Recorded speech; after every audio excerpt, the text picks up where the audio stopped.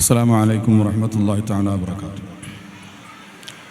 الحمد لله رب العالمين، الصلاة والسلام على رسول رب العالمين وعلى آله وصحبه أجمعين. ما بعد. ഏറ്റവും ബഹുമാനമുള്ള പണ്ഡിതന്മാർ, സാദാത്തുക്കൾ, സഹോദരീ സഹോദരന്മാർ,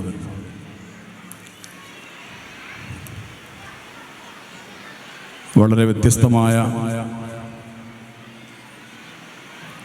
വിവിധങ്ങളായ ഇനങ്ങളൊക്കെ ഉൾപ്പെടുത്തി നമ്മുടെ കുട്ടികളുടെ വ്യത്യസ്തമായ കഴിവുകൾ അവതരിപ്പിക്കപ്പെടുന്ന ഒരു വേദിയാണ് ഇത്. മറ്റൊരു പരിപാടിക്കുമില്ലാത്ത ഒരു പ്രത്യേകത തിരുനബി സല്ലല്ലാഹു അലൈഹി വസല്ലമ തങ്ങളുമായി ബന്ധമുള്ള പരിപാടികൾക്കെല്ലാം ഉണ്ടാകും.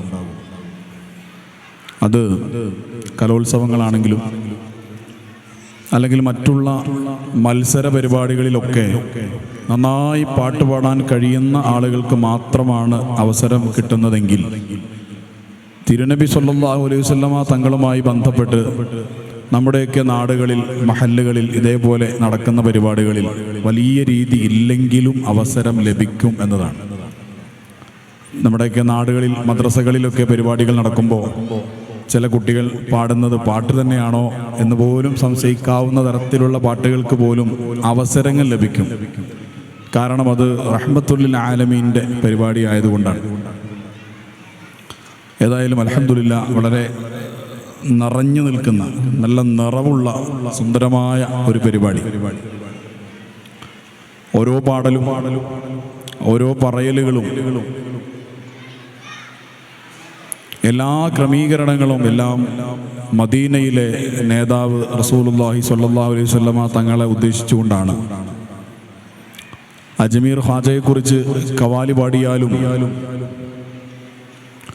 ഏർവാടിയിലെ മഹാനരെക്കുറിച്ച് പാട്ട് പാടിയാലും, ബഗ്ദാദിലെ മഹാനവറുകളെക്കുറിച്ച് നഅത്ത് ചൊല്ലിയാലും എല്ലാം ചെന്നെത്തുക മദീനയിൽ തന്നെ. കാരണം മദീനയിൽ നിന്ന് 100 സ്വീകരിച്ചവരാണ് ഇവരെല്ലാവരും.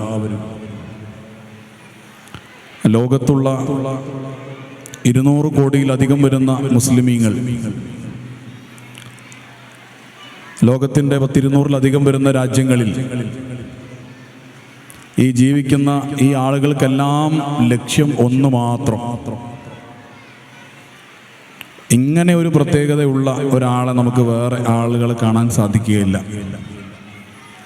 ഇന്ന് ലോകത്ത് ജീവിച്ചിരിക്കുന്ന 200 കോടി ആളുകളിൽ ആത്മാർത്ഥമായി തിരുനബി സല്ലല്ലാഹു അലൈഹി വസല്ലമ തങ്ങളെ സ്നേഹിക്കുന്ന ആര് ഉണ്ടെങ്കിലും അവരോടൊക്കെ നമ്മൾ ചോദിച്ചാൽ, നിങ്ങൾ രാത്രി എന്തിനാണ് കിടന്നുറങ്ങുന്നത് എന്ന് ചോദിച്ചാൽ ഒരൊറ്റ ഉത്തരം, തിരുനബി സല്ലല്ലാഹു അലൈഹി വസല്ലമ തങ്ങളെ ഒന്ന് കാണാൻ കഴിയുമോ എന്ന പ്രതീക്ഷയിലാണ് ഞങ്ങളുടെ ഉറക്കം എന്നായിരിക്കും മറുപടി. രാവിലെ നിങ്ങൾ എഴുന്നേൽക്കുന്നത് എന്തിനാണ് എന്ന് ചോദിച്ചാൽ, ആ തിരുശ്രേഷ്ഠരുടെ നല്ല മാതൃകകൾ ജീവിതം കൊണ്ട് പ്രകാശിപ്പിക്കുക എന്ന ലക്ഷ്യത്തിലാണ് രാവിലെ എഴുന്നേൽക്കുന്നത് എന്ന് അവർ മറുപടി പറയും. 100, 150, 200, 500 വർഷങ്ങൾക്ക് മുമ്പ് ജീവിച്ച് മരണപ്പെട്ടു പോയ മറ്റേതെങ്കിലും ഇസങ്ങളിൽ ജീവിച്ച അതിൻ്റെ നേതൃത്വമായിരുന്ന ആചാര്യന്മാരായിരുന്ന ആളുകൾക്കൊന്നും ഇങ്ങനെയുള്ളൊരു പ്രത്യേകത നാം കാണുന്നില്ല. അത് മറ്റേത് മതമായാലും പലതരത്തിലുള്ള മീമാംസകളും ആശയങ്ങളും ഈ ലോകത്ത് ഉണ്ടാവുകയും ഏതൊക്കെയോ ചില ഘട്ടങ്ങളിൽ അത് അസ്തമിച്ചു പോവുകയും ചെയ്തിട്ടുണ്ട്.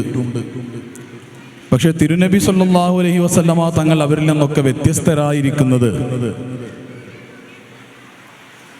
തിരുനബി സല്ലല്ലാഹു അലൈഹി വസല്ലമ തങ്ങളുടെ ജീവിതത്തിൻ്റെ ഓരോ പ്രധാനപ്പെട്ട ഘട്ടങ്ങളും വളരെ വ്യാപകമായി തന്നെ അവിടുത്തെ പ്രിയപ്പെട്ട അനുയായികൾ രേഖപ്പെടുത്തി വെച്ചു എന്നതാണ്. അമേരിക്കൻ ചിന്തകന്മാർ, യൂറോപ്പിലെ വ്യത്യസ്തമായ രാജ്യങ്ങളിലുള്ള ആളുകൾ, റെജിനാൾഡ് ബോസ്വർത്ത് സ്മിത്തിനെ പോലെ, മിനോ റീവ്സിനെ പോലെ, കാരൻ ആംസ്ട്രോങ്ങിനെ പോലെ, ജോൺ എൽ എസ്പോസിറ്റോയെ പോലെ, ഇങ്ങനെ തുടങ്ങി ഒരുപാട് ചിന്തകന്മാരായ ആളുകൾ അത്ഭുതത്തോടെ പറയുന്ന ഒരു കാര്യം, 1500ഓളം വർഷങ്ങൾക്കപ്പുറത്ത് ജീവിച്ച ഒരു വ്യക്തി ആ വ്യക്തിയുടെ ജീവിതത്തിൻ്റെ ഓരോ ചലനങ്ങളും എങ്ങനെയാണ് ഇത്രമാത്രം അതിസൂക്ഷ്മമായ രീതിയിൽ ആ വ്യക്തിയുടെ അനുയായികൾ ഒപ്പിയെടുത്ത് രേഖപ്പെടുത്തി വെച്ചത്, ഇത് ഞങ്ങളെ വല്ലാതെ അത്ഭുതപ്പെടുത്തുന്നുണ്ട് എന്നാണ്. കാരണം 100 വർഷം മുമ്പ് ജീവിച്ചു പോയ ഏതോ ഒരു വലിയ ഒരു വ്യക്തി, ആ വ്യക്തി എങ്ങനെയാണ് ഉറങ്ങിയത് എന്ന് ആർക്കും അറിയില്ല. ഒരു 400 വർഷങ്ങൾക്ക് മുമ്പ് ജീവിച്ചു പോയൊരു വ്യക്തി എങ്ങനെയായിരുന്നു ഭക്ഷണം കഴിച്ചിരുന്നത് എന്ന് ചരിത്രത്തിൽ ഇവിടെയും ഇല്ല. പക്ഷെ 1500 വർഷങ്ങൾക്കപ്പുറത്ത് ജീവിച്ച ഒരു വ്യക്തി എങ്ങനെയൊക്കെയായിരുന്നു ഉറങ്ങിയിരുന്നത് എന്ന് ചരിത്രത്തിൽ ഒരു ഗ്രന്ഥമല്ല, ധാരാളം ഗ്രന്ഥങ്ങളിൽ, ഷമായിൽ തുർമദി മുതൽ അവിടുത്തെ ഷമായിലിൻ്റെ സുന്ദരമായ ഗ്രന്ഥങ്ങളിൽ അതെല്ലാം ശേഖരിക്കപ്പെട്ട് വെച്ചിട്ടുണ്ട് എന്ന് മാത്രവുമല്ല, ഇവിടെ ഈ പരിപാടി നമ്മൾ നടത്തുമ്പോൾ ഇവിടെ ധാരാളം, ഞാൻ എൻ്റെ സംസാരം പ്രധാനമായും മാതാപിതാക്കളെ ഉദ്ദേശിച്ചുകൊണ്ടാണ്. അപ്പോൾ നമ്മൾ ഈ പരിപാടിയിൽ ശ്രദ്ധിക്കേണ്ട ചില കാര്യങ്ങളുണ്ട്. അതായത് തിരുനബി സല്ലല്ലാഹു അലൈഹി വസല്ലമ തങ്ങളുടെ ആ മഹിതമായ മാതൃക കൊണ്ട് നമ്മുടെ ജീവിതം പ്രകാശിപ്പിക്കുക എന്നതാണ്. അവിടെ ശ്രദ്ധിക്കേണ്ട ചില കാര്യങ്ങളുണ്ട്. അതിൽ ഒന്നാമത്തെ കാര്യം, തിരുനബി സല്ലല്ലാഹു അലൈഹി വസല്ലമ തങ്ങൾ ഏതൊരു കാര്യം ചെയ്താലും അതുപോലെ ചെയ്യുക എന്നതാണ് സുന്നത്തിൻ്റെ ഒരു സിമ്പിളായ ഒരു, അവിടുത്തെ ചര്യയും അവിടുത്തെ വാക്കും അവിടുത്തെ സമ്മതം അവിടുത്തെ മൗനാനുവാദങ്ങളും എല്ലാം സുന്നത്താണ്. അപ്പോൾ അവിടുന്ന് ഒരു കാര്യം എങ്ങനെ ചെയ്തുവോ അങ്ങനെ ചെയ്യുക എന്നതിലേക്കാണ്. അതായത് ലോകത്തുള്ള കോടാനക്കോടി ജനങ്ങൾ, ഇന്നത്തെ അവസ്ഥയിൽ പറഞ്ഞാൽ ലോകത്തുള്ള 200 കോടിയിലധികം വരുന്ന മുസ്ലിമീങ്ങൾ, ഈ മുസ്ലിമീങ്ങൾ മുഴുവനും ഒരു വ്യക്തിയിലേക്ക് ചുരുങ്ങാൻ ആഗ്രഹിക്കുന്നു. ആ വ്യക്തിയുടെ പേരാണ് മുഹമ്മദ് നബി സല്ലല്ലാഹു അലൈഹി വസല്ലം. എന്ന് പറഞ്ഞാൽ ഞങ്ങൾക്ക് വേറെ മാതൃകകൾ വേണ്ട.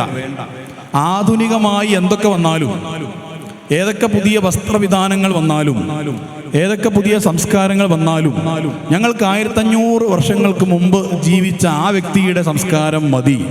അതാണ് ഏറ്റവും നല്ല സംസ്കാരവും ഏറ്റവും നല്ല മാതൃകയും എന്ന ഉറച്ച തീരുമാനത്തിൽ ആ ഒരു മഹാവ്യക്തിത്വത്തിലേക്ക് സ്വയം ചുരുക്കാൻ വേണ്ടി ആഗ്രഹിക്കുകയാണ് മുസ്ലിമീങ്ങൾ എല്ലാവരും. റസൂലുള്ളാഹി സ്വല്ലല്ലാഹു അലൈഹി വസല്ലമ തങ്ങളെക്കുറിച്ച് പഠിച്ചവരാരും അതിൻ്റെ 7 അയലത്ത് പോലും എത്തിയിട്ടില്ല. അത് എത്ര വലിയ ഇമാമുകളുടെ ഗ്രന്ഥങ്ങളാണെങ്കിലും എത്ര വലിയ ചരിത്രകാരന്മാരാണെങ്കിലും എല്ലാവരും അവസാനം അവരുടെ പേന താഴെ വെച്ച് അവരുടെ പരാജയം സമ്മതിക്കുകയാണ് ചെയ്തത്. ഇല്ല, ഞങ്ങൾക്ക് കഴിയില്ല ഈ വ്യക്തിയുടെ ചരിത്രം രേഖപ്പെടുത്താൻ, ഈ വ്യക്തിയെക്കുറിച്ച് പഠിക്കാൻ, ഈ വ്യക്തിയെക്കുറിച്ച് പറയാൻ, ആ വ്യക്തിയുടെ ശരീരത്തെക്കുറിച്ച് വർണ്ണിക്കാൻ ഞങ്ങൾക്ക് സാധ്യമല്ല. സ്വഹാബികൾ ജാബിർ ഇബ്നു സമുറ റളിയല്ലാഹു അൻഹു പോലെ, ഹിന്ദ് ഇബ്നു അബീ ഹാലയെ പോലെ, അലി ഇബ്നു അബീ ത്വാലിബ് റളിയല്ലാഹു അൻഹു പോലെയുള്ള സ്വഹാബാക്കൾ അവർ മത്സരിച്ച് റസൂലുള്ളാഹി സ്വല്ലല്ലാഹു അലൈഹി വസല്ലമ തങ്ങളുടെ ഓരോ ആട്രിബ്യൂട്ട്സ് എന്തായിരുന്നു എന്ന് കൃത്യമായി രേഖപ്പെടുത്തുന്നുണ്ട്. ഒരു തവണ ഒരു സ്വഹാബി പറയുന്നു, ഒരു പരിപൂർണമായ ചന്ദ്രൻ ഇങ്ങനെ പ്രകാശിച്ചു നിൽക്കുന്ന സുന്ദരമായ ഒരു രാത്രി, ചന്ദ്രൻ അതിൻ്റെ പൂർണ്ണതയിൽ പ്രകാശിച്ചു നിൽക്കുന്ന അതിമനോഹരമായ ഒരു രാത്രി, ചന്ദ്രന്റെ പൂർണ്ണ പ്രകാശമുള്ള ഒരു രാത്രി, തിരുനബി സല്ലല്ലാഹു അലൈഹി വസല്ലമ തങ്ങളുടെ അടുത്ത് ഞാൻ ഇരിക്കുന്ന സമയത്ത് ഞാൻ റസൂലിന്റെ മുഖത്തേക്ക് നോക്കി. ശേഷം ഞാൻ ചന്ദ്രനിലേക്കും നോക്കി. ചന്ദ്രനാണോ സൗന്ദര്യം കൂടുതൽ, അതല്ല പ്രവാചകർക്കാണോ സല്ലല്ലാഹു അലൈഹി വസല്ലം സൗന്ദര്യം കൂടുതൽ എന്നറിയാൻ വേണ്ടി ഞാൻ ചന്ദ്രനെയും റസൂലിനെയും മാറി മാറി നോക്കി. അവസാനം എനിക്ക് മനസ്സിലായി, ചന്ദ്രനെ തോൽപ്പിക്കുന്ന പ്രകാശം അത് റസൂലിൻ്റെതാണ് എന്ന്. കാരണം അത് സ്വഹാബികൾ കേവലം ആപേക്ഷികമായി ആലങ്കാരികമായി പറഞ്ഞതല്ല. നമുക്ക് വേണമെങ്കിൽ ഒരു അതിഭാവുകത്വം കലർത്തിയിട്ട് ഒരാൾക്ക് ഇഷ്ടപ്പെട്ട് കഴിഞ്ഞാൽ പിന്നെ എന്തും പറയും, ആ രീതിയിൽ പറഞ്ഞതല്ല അത്. അതെത്രയോ സ്വഹാബത്ത് പറയുന്നുണ്ട്. റസൂലുള്ളാഹി സ്വല്ലല്ലാഹു അലൈഹി വസല്ലം തങ്ങളുടെ ശരീരത്തിൽ അവിടുത്തെ തൊലി പുറത്ത് കാണുന്ന ഏതൊരു ഘട്ടത്തിലും ആ തൊലിയിൽ നിന്ന് പോലും ശക്തമായ പ്രകാശം വരുമായിരുന്നു എന്ന് എത്രയോ സ്വഹാബികൾ റിപ്പോർട്ട് ചെയ്തിട്ട് ഗ്രന്ഥങ്ങളിൽ അത് പറയുന്നുണ്ട്. സ്വഹാബികൾ അത് പറയുന്നുണ്ട്, ഗ്രന്ഥങ്ങൾ അത് രേഖപ്പെടുത്തി വെച്ചിട്ടുണ്ട്. അതുകൊണ്ടാണ് നമ്മൾ പറയുന്നത്, ലോകത്തൊരിക്കലും തുല്യതയില്ലാത്ത, ഒരിക്കലും ഒന്നിനോടും ഉപമിക്കാൻ പറ്റാത്ത ഒരു മഹാത്ഭുതമാണ് തിരുനബി സല്ലല്ലാഹു അലൈഹി വസല്ലം തങ്ങളെന്ന്. അൻത ശംസുൻ അൻത ബദറുൻ അൻത നൂറുൻ ഫൗഖ നൂർ എന്ന് നമ്മൾ പറയും. ഇതൊക്കെ ഞാൻ ഈ പറയുന്ന കാര്യങ്ങളൊക്കെ ഒന്ന് ഒറ്റയ്ക്ക് ഇരുന്ന് നിങ്ങൾ പോയിട്ട് ചിന്തിച്ച് നോക്കണം. അല്ലാഹു തൗഫീഖ് തരട്ടെ. നമ്മൾ പറയുന്നത് തിരുനബി സല്ലല്ലാഹു അലൈഹി വസല്ലം തങ്ങൾ ചന്ദ്രനാണ് അല്ലെങ്കിൽ സൂര്യനാണ് എന്നാണ്. യഥാർത്ഥത്തിൽ ആ പറയുന്നത് റസൂലായിട്ട് ഒരു നിലക്കും യോജിക്കാത്ത ഒരു കാര്യമാണ്. കാരണം എന്താണെന്ന് വെച്ച് കഴിഞ്ഞാൽ, പിന്നെ ആ പാടിയത് വലിയ മഹാന്മാരായ മൗലിദുകൾ എഴുതിയ ഇമാമികളാണ്. അതെന്തുകൊണ്ട് അങ്ങനെ പാടി? വേറെ ഓപ്ഷൻ ഇല്ലാത്തത് കൊണ്ട് പാടിയതാണ്. എന്ന് പറഞ്ഞാൽ ഈ ലോകത്ത് ഏറ്റവും കൂടുതൽ പ്രകാശിക്കുന്നതായിട്ട് നമ്മൾ കാണുന്നത് സൂര്യൻ, പിന്നെ ചന്ദ്രൻ. അപ്പൊ അതുകൊണ്ട് സൂര്യനോടും ചന്ദ്രനോടും റസൂലിനെ ഉപയോഗിച്ച് നമ്മൾ പറയുന്നു. അതേ നമുക്ക് ഓപ്ഷൻ ഉള്ളൂ. യഥാർത്ഥത്തിൽ ഈ ചന്ദ്രന്റെ, യഥാർത്ഥത്തിൽ സൂര്യന്റെ ആ തിളക്കം പോലും റസൂലിൽ നിന്ന് കിട്ടിയതാണ്. അപ്പൊ എങ്ങനെ അതിന്റെ മൽജ ആയിട്ടുള്ള റസൂലിനെ എങ്ങനെ അതിൽ നിന്ന് ഊർജം സ്വീകരിച്ച ഒരു വസ്തുവിനോട് എങ്ങനെ ചേർത്ത് പറയും? ഇത് ചില ഇമാമിങ്ങളുടെ ഗ്രന്ഥങ്ങളിൽ ചർച്ച കൊണ്ടുവന്നിട്ടുണ്ട്. മലയാളത്തിൽ ഒരു പാട്ടിൽ ഇങ്ങനെ പറയുന്നുണ്ട്: അങ്ങയെ എങ്ങിനെ ചന്ദ്രനോടുപമിക്കും തിങ്കളിൻ ചന്തവും തങ്ങളല്ലേ, അങ്ങകലെ കത്തി നിൽക്കുന്ന സൂര്യനും അവിടുത്തെ നൂറിനൊരൽപ്പമല്ലേ, അങ്ങയെ എങ്ങിനെ ചന്ദ്രനോടുപമിക്കും തിങ്കളിൻ ചന്തവും തങ്ങളല്ലേ, അങ്ങകലെ കത്തി നിൽക്കുന്ന സൂര്യനും അവിടുത്തെ നൂറിനൊരൽപ്പമല്ലേ, സ്വർഗത്തിൻ സൗന്ദര്യം പോലും റസൂലിന്റെ പരിശുദ്ധിയിൽ നിന്നൊരംശമല്ലേ, സ്വർഗത്തിൻ സൗന്ദര്യം പോലും റസൂലിന്റെ പരിശുദ്ധിയിൽ നിന്നൊരംശമല്ലേ, പ്രപഞ്ചത്തിൻ പ്രഭയാകെ കടമെടുത്തല്ലോ ഹബീബേ അങ്ങയിൽ നിന്നും, ഹബീബേ അങ്ങയിൽ നിന്നും സ്വല്ലല്ലാഹു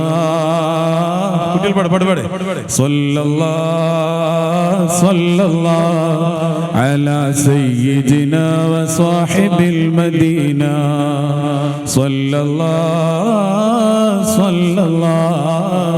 അലാ സയ്യിദിനാ വസ്വാഹിബിൽ മദീന.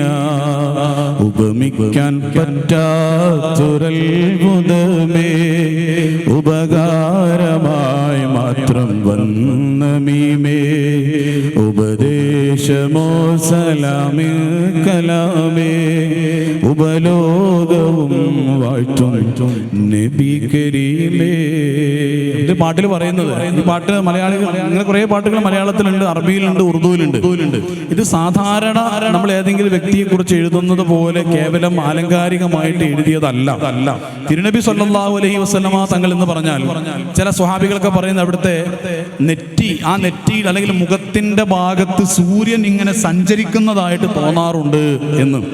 നബി സല്ലല്ലാഹു അലൈഹി വസല്ലം തങ്ങൾ വാ തുറന്നാൽ ആ വായിൽ നിന്ന് നല്ല സുഗന്ധവും പുറത്തേക്ക് വരും. അതോടൊപ്പം തന്നെ പല്ലിൽ നിന്ന്, പ്രത്യേകിച്ച് മുൻഭാഗത്തുള്ള പല്ലിൽ നിന്ന് പ്രകാശവും പുറത്തേക്ക് വരാറുണ്ടായിരുന്നു എന്ന് എത്രയോ സ്വഹാബത്ത്, ഒന്നും രണ്ടും ആളുകളല്ല. അതുകൊണ്ടാണ് ഞാൻ നേരത്തെ പറഞ്ഞത് 1500 വർഷം അവിടുത്തെ ജനനത്തിന്റെ 1500ാമത് ആണ്ടിലെത്തി നിൽക്കുമ്പോഴും ഇപ്പോഴും യൂറോപ്പിലും അതുപോലെ തന്നെ മറ്റ് വെസ്റ്റേൺ രാജ്യങ്ങളിലൊക്കെ തന്നെ ആ തിരുനബി ശ്രേഷ്ഠരെ ഒന്ന് പഠിക്കുവാൻ വേണ്ടി ആളുകൾ മത്സരിച്ചു കൊണ്ടിരിക്കുകയാണ്. ഏകദേശം 19ാം നൂറ്റാണ്ടിന്റെ ആദ്യ കാലഘട്ടം വരെയും യൂറോപ്യന്മാരായ പടിഞ്ഞാറന്മാരായ ആളുകൾ ഇസ്ലാമിനെ റസൂലുള്ളാഹി സ്വല്ലല്ലാഹു അലൈഹി വസല്ലം തങ്ങളെ വേണ്ടത്ര പഠിച്ചിരുന്നില്ല. അവർ വളരെയധികം വികലമായ, ഇസ്ലാമുമായിട്ട് ഒരു ബന്ധവുമില്ലാത്ത എന്തൊക്കെയോ കാര്യങ്ങൾ, കുറേ നുണകൾ, ഒരു ബന്ധവും ഇസ്ലാമുമായിട്ടില്ലാത്ത കുറേ നുണകളായിരുന്നു അവർ എഴുതി പിടിപ്പിച്ചിരുന്നത്. യഥാർത്ഥത്തിൽ യൂറോപ്പിൽ നിന്ന് ആദ്യമായി ഒരാൾ ഇസ്ലാമിനെ കുറിച്ച് അല്ലെങ്കിൽ പ്രവാചകർ സ്വല്ലല്ലാഹു അലൈഹി വസല്ലമയെ കുറിച്ച് ആദ്യമായി ആത്മാർത്ഥമായ ഒരു പഠനത്തിന് മുന്നോട്ട് വന്നത് 1841 തോമസ് കാർലൈലാണ്. തോമസ് കാർലൈൽ എന്ന് പറയുന്ന ആള് ചരിത്രകാരനാണ്.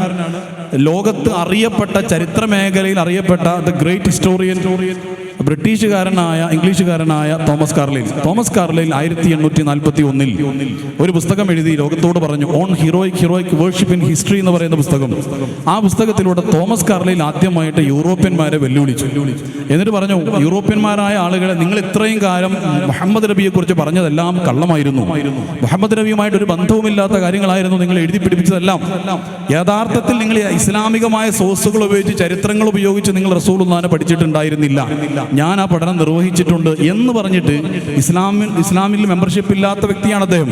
ലോകത്ത് അറിയപ്പെട്ട ചരിത്രകാരൻ. ചരിത്രം മുഴുവനും പരിശോധിച്ചിട്ട് അദ്ദേഹം പറഞ്ഞു, ഈ ലോകത്ത് ഹീറോ എന്ന് വിശേഷിപ്പിക്കാവുന്ന ഒരു വ്യക്തി ഉണ്ടെങ്കിൽ അത് മുഹമ്മദ് നബി മാത്രമാകുന്നു എന്ന് സ്വല്ലല്ലാഹു അലൈഹി വസല്ലം.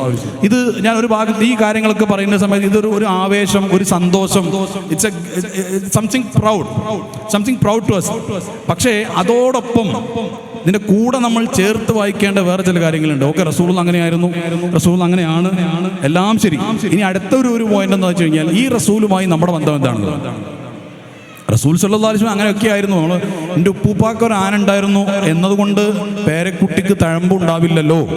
നബി സല്ലല്ലാഹു അലൈഹി വസല്ലം എല്ലാമാണ്, ഇൻസാനുൻ കാമിലാണ്, കമാലിയത്തിന്റെ നൂറാണ്, എല്ലാമാണ്. പക്ഷേ ആ റസൂലുമായിട്ട് എൻ്റെ ബന്ധമാണ്, ആ റസൂലുമായിട്ട് നമ്മുടെ മക്കളുടെ ബന്ധം എന്താണ് എന്നത് വളരെ ഗൗരവത്തിൽ ചിന്തിക്കേണ്ടതുണ്ട്. ഇപ്പം ഈ ഒരു സ്ഥാപനം MKG ഞാൻ ഇവിടെ പലതവണ വരികയും കഴിഞ്ഞ വർഷങ്ങളിലൊക്കെ പലപ്പോഴും ഇവിടെ വരികയും ക്ലാസ് എടുക്കുകയും ചെയ്തിട്ടുണ്ട്. ഇവിടെ നിന്നുണ്ടായ ഒരു അനുഭവം ഞാൻ ആദ്യം പറയാം. ഇതേ സ്കൂളിൽ നിന്ന് ഒരു തവണ ഒരു രക്ഷിതാവ് ഒരു പക്ഷേ ഇവിടെ ഉണ്ടാവാൻ സാധ്യതയുണ്ട്. പേഴ്സണലായിട്ട് എനിക്കറിയില്ല. ഞാനിവിടെ പരിപാടിക്ക് വന്ന സമയത്ത് എന്നോട് സംസാരിച്ച ഒരു കാര്യമാണ്. ഏകദേശം 6-7 വയസ്സ് പ്രായമുള്ള ആ കുട്ടിയും ഒരുപക്ഷെ ഇപ്പോൾ ഇവിടെ പഠിക്കുന്നുണ്ടാവാം. അവരുടെ കൃത്യമായ പേരും അഡ്രസ്സൊന്നും എനിക്കറിയാം. ഞാൻ ഇവിടെ ഈ സ്ഥാപനത്തിൽ ഒരു തവണ ക്ലാസ് എടുക്കാൻ വേണ്ടി വന്നപ്പോൾ എന്നോട് പറഞ്ഞ കാര്യമാണ്. ഒരു ദിവസം ഇവിടെ ഈ സ്ഥാപനത്തിൽ പഠിച്ചുകൊണ്ടിരിക്കുന്ന കുട്ടി 6-7 വയസ്സ് പ്രായമായപ്പോൾ ഒരു പെൺകുട്ടി ഒരു ദിവസം ഉമ്മാനോട് പറഞ്ഞു, ഉമ്മ ഇന്ന് ശ്രദ്ധിച്ച് കേൾക്കണേ, ഇന്ന് ഞാൻ റസൂലിനെ സ്വപ്നത്തിൽ കാണും സല്ലല്ലാഹു അലൈഹി വസല്ലം എന്ന് ഈ പെൺകുട്ടി ഉമ്മാനോട് ഇങ്ങോട്ട് പറഞ്ഞു. സാധാരണ നമ്മൾ കാണാൻ വേണ്ടി ദ്വാരക്കുക, കാണാൻ ആഗ്രഹിക്കുകയൊക്കെയാണ്. ഈ പെൺകുട്ടി ഉമ്മാനോട് പറഞ്ഞു, ഇന്ന് ഞാൻ ഹബീബിനെ സല്ലല്ലാഹു അലൈഹി വസല്ലം സ്വപ്നത്തിൽ കാണും എന്ന് പറഞ്ഞിട്ട് ഈ പെൺകുട്ടി ഉമ്മ പറഞ്ഞതല്ല, സ്വന്തമായിട്ട് നന്നായി കുളിച്ച് ഫ്രഷായി ആ പെൺകുട്ടിക്കുള്ള ഏറ്റവും നല്ല വസ്ത്രം ധരിച്ചു. സാധാരണ ഉറങ്ങുമ്പോൾ ആരും ഏറ്റവും നല്ല വസ്ത്രം ധരിക്കാറില്ല, പഴയ വസ്ത്രം ധരിക്കുക, അല്ലെങ്കിൽ ഹോംവെയർ വേറെയാണ്, അതാണ് ധരിക്കുക. പക്ഷേ ഈ പെൺകുട്ടി ആ പെൺകുട്ടിക്കുള്ള ഏറ്റവും നല്ല വസ്ത്രം ധരിച്ചു. എന്നിട്ട് നന്നായി കുളിച്ച് ഫ്രഷായി ആ വസ്ത്രമൊക്കെ ധരിച്ച് തലയിൽ നല്ല തട്ടൊക്കെ ശരിക്കാക്കി അത്രയൊക്കെ പൂശിയിട്ട് ഈ പെൺകുട്ടി കിടന്നുറങ്ങി. അത് ഒന്നുകിൽ തിങ്കളാഴ്ച അല്ലെങ്കിൽ വെള്ളിയാഴ്ച ഏത് രാവ് ഞാൻ മറന്നുപോയി. ഇതിലേതോ ഒരു രാവാണ്. അതൊക്കെ എന്നോട് അന്ന് ആ സഹോദരി പറഞ്ഞിരുന്നു. അങ്ങനെ ഈ പെൺകുട്ടി കിടന്നു. ഈ പെൺകുട്ടി കിടന്ന് റസൂലിനെ കാണുമെന്ന് പറഞ്ഞിട്ട് കിടന്നു സല്ലല്ലാഹു അലൈഹി വസല്ലം. അങ്ങനെ ഈ ഉമ്മ എന്നോട് പറഞ്ഞു, ആ ഉമ്മ എല്ലാ ദിവസവും, ഉമ്മ എന്ന് പറഞ്ഞാൽ വലിയ പ്രായമൊന്നുമില്ല, 28-29 ചെറിയ പ്രായമുള്ള ഒരു പെൺകുട്ടിയാണ്. ആ സ്ത്രീ പറഞ്ഞു, ഞാൻ തഹജ്ജുദ് നിസ്കരിക്കാൻ വേണ്ടി എഴുന്നേറ്റ് നോക്കുന്ന സമയത്ത് അതിൻ്റെയും മുമ്പേ എൻ്റെ മകള് എഴുന്നേറ്റിട്ടുണ്ടായിരുന്നു. എൻ്റെ മകള് കരയുകയായിരുന്നു. അപ്പോൾ എൻ്റെ മോളോട് ഞാൻ ചോദിച്ചു, എന്താണ് മോളെ എൻ്റെ കുട്ടി കരയുന്നത് എന്ന് ചോദിച്ചപ്പോൾ ആ മകള് സന്തോഷം കൊണ്ടാണ് കരഞ്ഞത്. ഞാൻ നബിയെ കണ്ടു സല്ലല്ലാഹു അലൈഹി വസല്ലം. കണ്ടു എന്ന് പറഞ്ഞിട്ട് ആ സന്തോഷം കൊണ്ട്, ആനന്ദം കൊണ്ടാണ്. തിരുനബി സല്ലല്ലാഹു അലൈഹി വസല്ലം തങ്ങളുടെ സൗന്ദര്യം എത്രമാത്രമുണ്ട്, ആ ഒരു ആനന്ദം കൊണ്ട്, ആ കണ്ണുകളിൽ ആ ഒരു ആനന്ദം കൊണ്ടാണ് ആ കരയുന്നത് എന്ന് ഈ സഹോദരി പറയാണ്. ഈ പെൺകുട്ടി ഏകദേശം 300 സ്വലാത്ത് എല്ലാ ദിവസവും ചൊല്ലാറുണ്ട് എന്ന് ആ കുട്ടിയുടെ ഉമ്മ എന്നോട് പറഞ്ഞു. ആ പെൺകുട്ടി 300 സ്വലാത്ത്, 6-7 വയസ്സ് പ്രായമുള്ള ഒരു പെൺകുട്ടി 300 സ്വലാത്ത് ചൊല്ലണമെങ്കിൽ ആ പെൺകുട്ടിയുടെ ഉമ്മ അതിനേക്കാളും എത്രയോ ഇരട്ടി സ്വലാത്തുകൾ ഒരുപക്ഷെ ചൊല്ലേണ്ടി വരും. ഞാനിത് പറയാൻ കാരണം എന്താ വെച്ച് കഴിഞ്ഞാൽ, ഈ റസൂലും നമ്മുടെ മക്കളും റസൂലുമായി ബന്ധപ്പെട്ട ഒരു പ്രധാനപ്പെട്ട ഒരു പ്രത്യേകത എന്താണെന്ന് വെച്ച് കഴിഞ്ഞാൽ, നമ്മുടെ മക്കൾ, ചെറിയ പ്രായമുള്ള മക്കൾ പ്രത്യേകിച്ചും, അവരുടെ ഹൃദയത്തിൽ, അവരുടെ മനസ്സിൽ കളങ്കങ്ങളില്ലാത്തത് കൊണ്ട് അവർക്ക് വേഗം റസൂലിലേക്ക് അടുക്കാൻ കഴിയും. അപ്പൊ റസൂലിനെ കണ്ട ആ സന്തോഷം കൊണ്ടാണ് ആ പെൺകുട്ടി ആ കരയുന്നത്. എന്നിട്ട് ഉമ്മാനോട് പറഞ്ഞു, ഉമ്മ എന്തൊരു രസമുണ്ട് റസൂലിനെ കാണാൻ സല്ലല്ലാഹു അലൈഹി വസല്ലം. അല്ലാഹു നമുക്ക് എല്ലാവർക്കും പല തവണ തൗഫീഖ് നൽകുമാറാവട്ടെ. ഞാനൊരു തവണ ആലപ്പുഴ ജില്ലയിൽ ഒരു പരിപാടിക്ക് പോയ സമയത്ത് അവിടെ ഒരു ഉസ്താദും അദ്ദേഹത്തിന്റെ ഭാര്യയും വന്നു.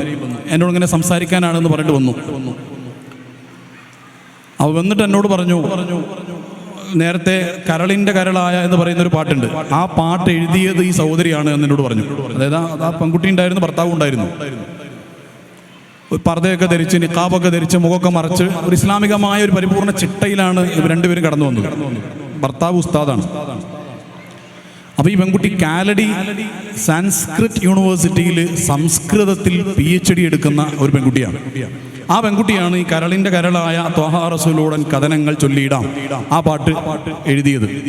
ഈ പാട്ട് മുമ്പ് കേട്ടപ്പോൾ തന്നെ എൻ്റെ മനസ്സിൽ ഒരു പോയിന്റ് വല്ലാതെ സ്ട്രൈക്ക് ചെയ്തിരുന്നു. അതിലൊരു വരിയുണ്ട്, കുറേ അടിപൊളി വരികൾ അതിനുണ്ട്. അതിൽ എന്നെ സ്ട്രൈക്ക് ചെയ്ത പ്രത്യേകമായൊരു വരിയുണ്ട്. ആ പാട്ടിൻ്റെ അവസാനമായിട്ട് ഇങ്ങനെ പറയുന്നുണ്ട്, കണ്ണോട് കണ്ണൊന്ന് കണ്ടിട്ടടയണം മെഹബൂബെ മിഴി രണ്ട്, ആ കണ്ണാലെ കബറിൽ ചെല്ലുമ്പോൾ ഇരുളെന്നെ മൂടില്ല, കാരണം കണ്ണില്ല നൂറുണ്ട്.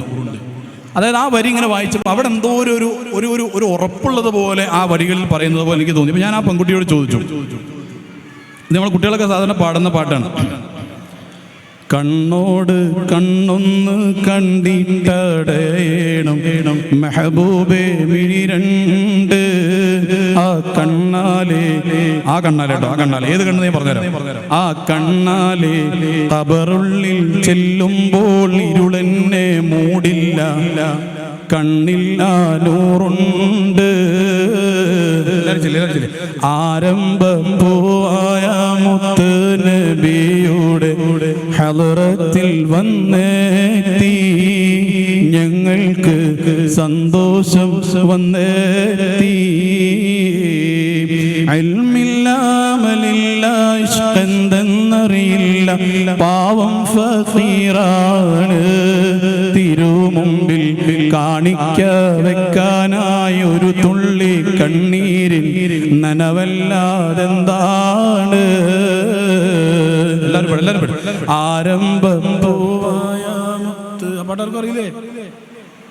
മക്കൾക്ക് അറിയില്ല പാട്. ആരംഭം പോയ അറിയില്ലേ ആ പാട്? എല്ലാവരും പാട്. ആരംഭം പോയ മുത്ത് നബിയുടെ ഹളറത്തിൽ വന്നെത്തി, ഞങ്ങൾക്ക് സന്തോഷം വന്നെത്തി. മദ്ഹെഴുതി തിരുനൂറെ കാണാനീ പാപി ബോസൂരിമാമല്ല, മധൂറും സ്വരമാല മദ്ഹൊന്ന് പാടി കുളിർപ്പിക്കാൻ ഒളിവർ ബിലാലുമല്ല. ആരംഭം പോയ മുത്ത് നബിയുടെ ഹളറത്തിൽ വന്നെത്തി, ഞങ്ങൾക്ക് സന്തോഷം വന്നെത്തി. അവസാനത്തെ വരുന്നൂടെ, കണ്ണോട് കണ്ണൊന്ന് കണ്ടിട്ടടയിടും മെഹബൂബേ രണ്ട്, ആ കണ്ണാലെ ഖബറുള്ളിൽ ചെല്ലുമ്പോൾ ഇരുളെന്നെ മൂടില്ല, കണ്ണിൽ ആ നൂറുണ്ട്. ഈ വരി ഞാൻ ഈ പെൺകുട്ടിയോട് ചോദിച്ചു, ഈ വരിയിൽ എന്തോ ഒരു ഉറപ്പുള്ളത് പോലെ ഉണ്ടല്ലോ. അതായത് നൂറുള്ള കണ്ണുകൊണ്ട് ഖബറിൽ ചെന്നാൽ ഖബറിലെ ഇരുളിൽ ഞാൻ പ്രയാസപ്പെടില്ല എന്നാണ് ഈ പറയുന്നത്. നൂറുള്ള പ്രകാശമുള്ള ആ ഒരു അതും കൊണ്ട്, ആ ഒരു കണ്ണും കൊണ്ട് ഞാൻ ഖബറിലേക്ക് ചെന്നാൽ അവിടെ എനിക്ക് പ്രയാസം ഉണ്ടാവില്ല. അപ്പം എന്തോ ഒരു ഉറപ്പ്, ഒരു ദൃഢത ആ വരിയിലുള്ളത് പോലെ ആ പെൺകുട്ടിയുടെ ആ വരിയിൽ എനിക്ക് തോന്നി. അപ്പം ഞാൻ പെൺകുട്ടിയോട് ചോദിച്ചു, ഇതിനെന്തോ ഒരു ഈ വരികൾക്ക് എന്തോ ഒരു പ്രത്യേകത ഉണ്ടല്ലോ. അപ്പോൾ പെൺകുട്ടി എന്നോട് പറഞ്ഞു, ഞാൻ ഒരിക്കൽ അള്ളാൻ്റെ ഔദാര്യം കൊണ്ട് തിരുനബി സല്ലല്ലാഹു അലൈഹി വസല്ലം തങ്ങളെ സ്വപ്നം കണ്ടതിൻ്റെ നേരെ പിറ്റേന്ന് എഴുതിയ വരികളാണ് ആ വരി എന്ന് പറഞ്ഞു. റസൂലുള്ളാഹിനെ കണ്ടതിൻ്റെ ആ സന്തോഷത്തിൽ പിറ്റേന്ന് ഇരുന്ന് എഴുതിയ വരികളാണത് എന്ന്. ഇതെന്താ ഞാൻ പറയാൻ കാരണം എന്നറിയാം? ചില ആളുകൾക്ക് മാതാപിതാക്കൾ ശ്രദ്ധിക്കണം, പ്രത്യേകിച്ച് കൂടുതൽ ഇസ്ലാമിനെ കുറിച്ച് പഠിക്കാൻ അവസരം കിട്ടി. നമ്മൾ പഠിച്ചാൽ ഞാനടക്കമുള്ള ആൾക്കാർ 10ാം ക്ലാസ് വരെ പോയി എന്നല്ലാതെ അതിനപ്പുറത്തേക്ക് ഇസ്ലാമിനെ കുറിച്ച് പഠിച്ചിട്ടില്ല. ഇവിടെ പഠിച്ചു ഇല്ല, പഠിച്ചിട്ടില്ല. നമ്മൾ അന്നെടുത്ത വുളു കംപ്ലൈൻ്റ് ആണെങ്കിൽ ആ വുളു കംപ്ലൈൻ്റുള്ള വുളു ആയിട്ട് ഇപ്പോഴും ജീവിച്ചുകൊണ്ടിരിക്കുകയാണ്. അതിനുശേഷം ഒരു മദ്രസ വിദ്യാഭ്യാസമോ ഒരു ഹോളിഡേ മദ്രസയോ ഒരു ഹോളിഡേ ഇസ്ലാമിക് ഒരു സ്കൂളോ അങ്ങനെ സംവിധാനങ്ങൾ നമുക്കില്ല. അതൊക്കെ പാശ്ചാത്യ രാജ്യങ്ങളിലൊക്കെ വളരെ സജീവമായിട്ട് ഇപ്പോൾ നടന്നുകൊണ്ടിരിക്കുന്നുണ്ട്, വളരെ വളരെ സജീവമായിട്ട് നടന്നുകൊണ്ടിരിക്കുന്നുണ്ട്. അപ്പോൾ നമ്മൾ ആ ഒരു അവസ്ഥയിൽ നിന്ന് കുറേ ബാക്കിലാണ്. അപ്പോൾ ഇതെന്താ വിഷയം എന്ന് വെച്ച് കഴിഞ്ഞാൽ, ചില ആളുകളെ സംബന്ധിച്ചിടത്തോളം തിരുനബി സല്ലല്ലാഹു അലൈഹി വസല്ലം തങ്ങൾ എന്ന് പറയുന്നത് നേരത്തെ ഞാൻ സൂചിപ്പിച്ചതുപോലെ 1450 വർഷങ്ങൾക്കപ്പുറത്ത് 1500 വർഷങ്ങൾക്കപ്പുറത്ത് ജീവിച്ച ഒരു ചരിത്ര പുരുഷൻ, അത്രയേ ഉള്ളൂ. ഒരു വിപ്ലവകാരി, അത്രയേ ഉള്ളൂ. അല്ലെങ്കിൽ ഒരു നേതാവ്, ഒരു വലിയൊരു നേതാവ്, അല്ലെങ്കിൽ ഒരു സ്ത്രീ വിമോചകൻ, അല്ലെങ്കിൽ ഒരു സാമ്പത്തിക ഒരു പുനരുദ്ധാരകൻ. അതിനപ്പുറത്ത് തിരുനബി സല്ലല്ലാഹു അലൈഹി വസല്ലം വായിക്കാനും പഠിക്കാനും പലർക്കും കഴിഞ്ഞിട്ടില്ല. ആ പറഞ്ഞത് മാർട്ടിൻ ലൂതർ കിങ്ങിനെ കുറിച്ചും പറയുന്നതാണ്, ആ പറഞ്ഞത് മഹാത്മാഗാന്ധിയെ കുറിച്ചും പറയുന്നതാണ്, ആ പറഞ്ഞത് ലോകത്ത് വിപ്ലവം നടത്തിയിട്ടുള്ള പല ആളുകളെ കുറിച്ചും പറയുന്നതാണ്. എന്നാൽ തിരുനബി സല്ലല്ലാഹു അലൈഹി വസല്ലമ തങ്ങൾ അങ്ങനെ അല്ല. റസൂലുള്ളാഹി സ്വല്ലല്ലാഹു അലൈഹി വസല്ലമ തങ്ങളെ യഥാർത്ഥത്തിൽ അവിടുത്തെ സ്നേഹിക്കുന്ന ഒരാൾ എങ്ങനെയാണ് സ്നേഹിക്കുന്നത് എന്ന് ചോദിച്ചു കഴിഞ്ഞാൽ, ഇന്നത്തെ ദിവസം നമ്മൾ ഈ പരിപാടി അല്ലെങ്കിൽ ഒരു നല്ല ഒരു പരിപാടിയിൽ പങ്കെടുത്ത് ആത്മാർത്ഥമായിട്ട് റസൂലിനെ സ്നേഹിച്ചാൽ, സ്നേഹം എന്നതൊരു മൊമെന്റ് അല്ല, it's A process, continuing process. അത് കൽബിന്റെ ഒരു സ്റ്റേറ്റസ് ആണ്, കൽബിന്റെ ഒരു സ്റ്റേറ്റ് ആണത്, ഒരു സ്റ്റാറ്റസ് ആണത്.